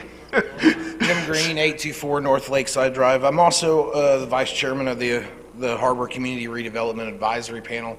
I've heard a lot of talk about cyber. Another big problem that the Harbor District has is parking. So I would like for you to, I'm not saying Clement, but and we can talk about these other locations, but that parking, that vacant lot on Cyber was bought working towards the huge deficit we have in parking in the Harbor District. And that is one of our work plans this year, is to further develop our parking. And I would make sure that would be, please take that out of your thought, because that's going to be pushed back on for a different reason, not anything to do with the fire department. As far as pollution goes, bacteria is one of our biggest problems. And oxygen, and a lack of oxygen, not so much oil. There's way too many boats. There's way too much tide for you to think that the pollution from a couple outboard motors is going to, A, stay in that area, and B, detriment. It's still getting into the water in the area if it comes from that outboard, whether it's in the harbor or the bay. I want to say again that I respect everybody in this room, and I love that we have this many people passionate about our town. But this is this makes sense to me. So I hope that, like Ms. Beth says, that everybody treats everybody with respect, and we all have to be friends and family after this. So thank you for the second opportunity. Thank you, Mr. Green. Mr. Buckingham?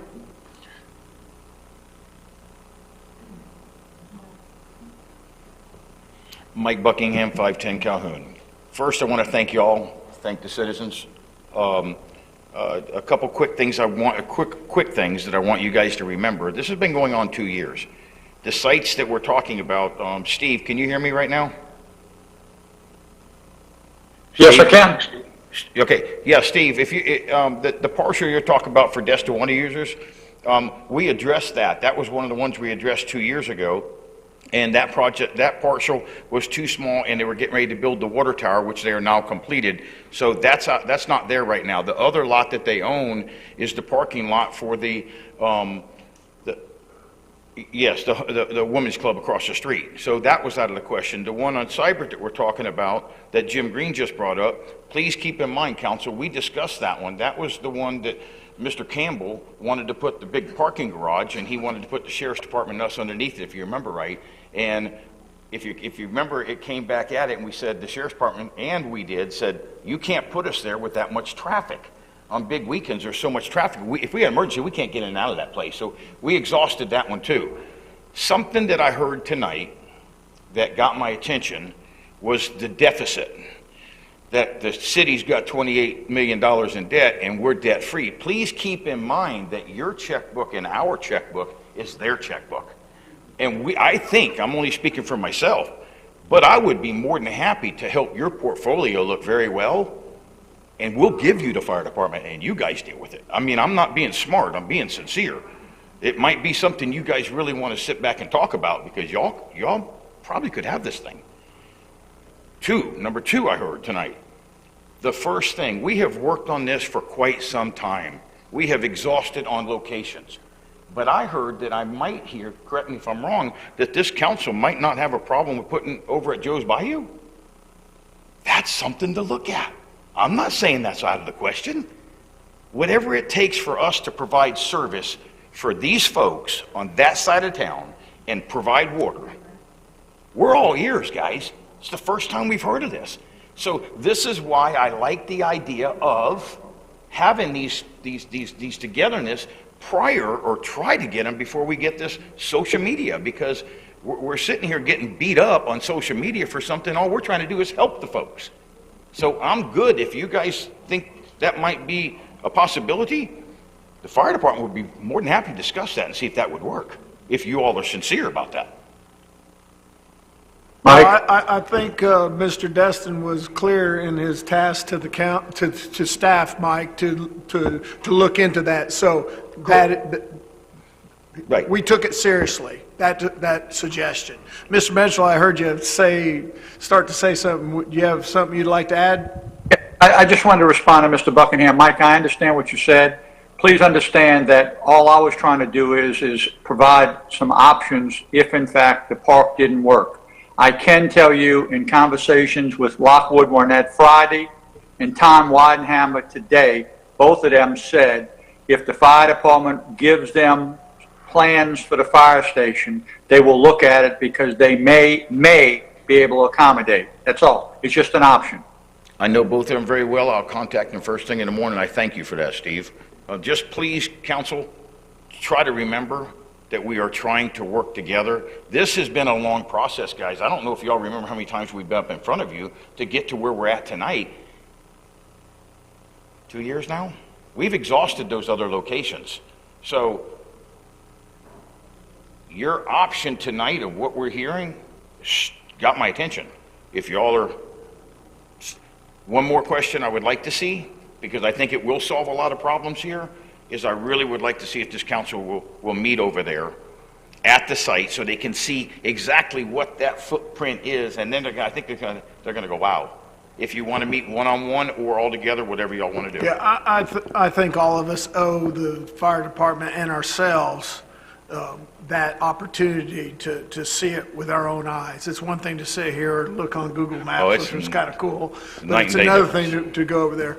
All right, Michael, thank you. That's your time. At this point, is there anyone over there else that wants to speak? Seeing none, Matthew, do you have anybody queued up? I want to thank everybody for coming here tonight and sharing their thoughts passionately or not so passionately. This debate is not over. We're still going to do some research and have a robust discussion before anything's done. So as of right now, this meeting's adjourned. Thank you very much.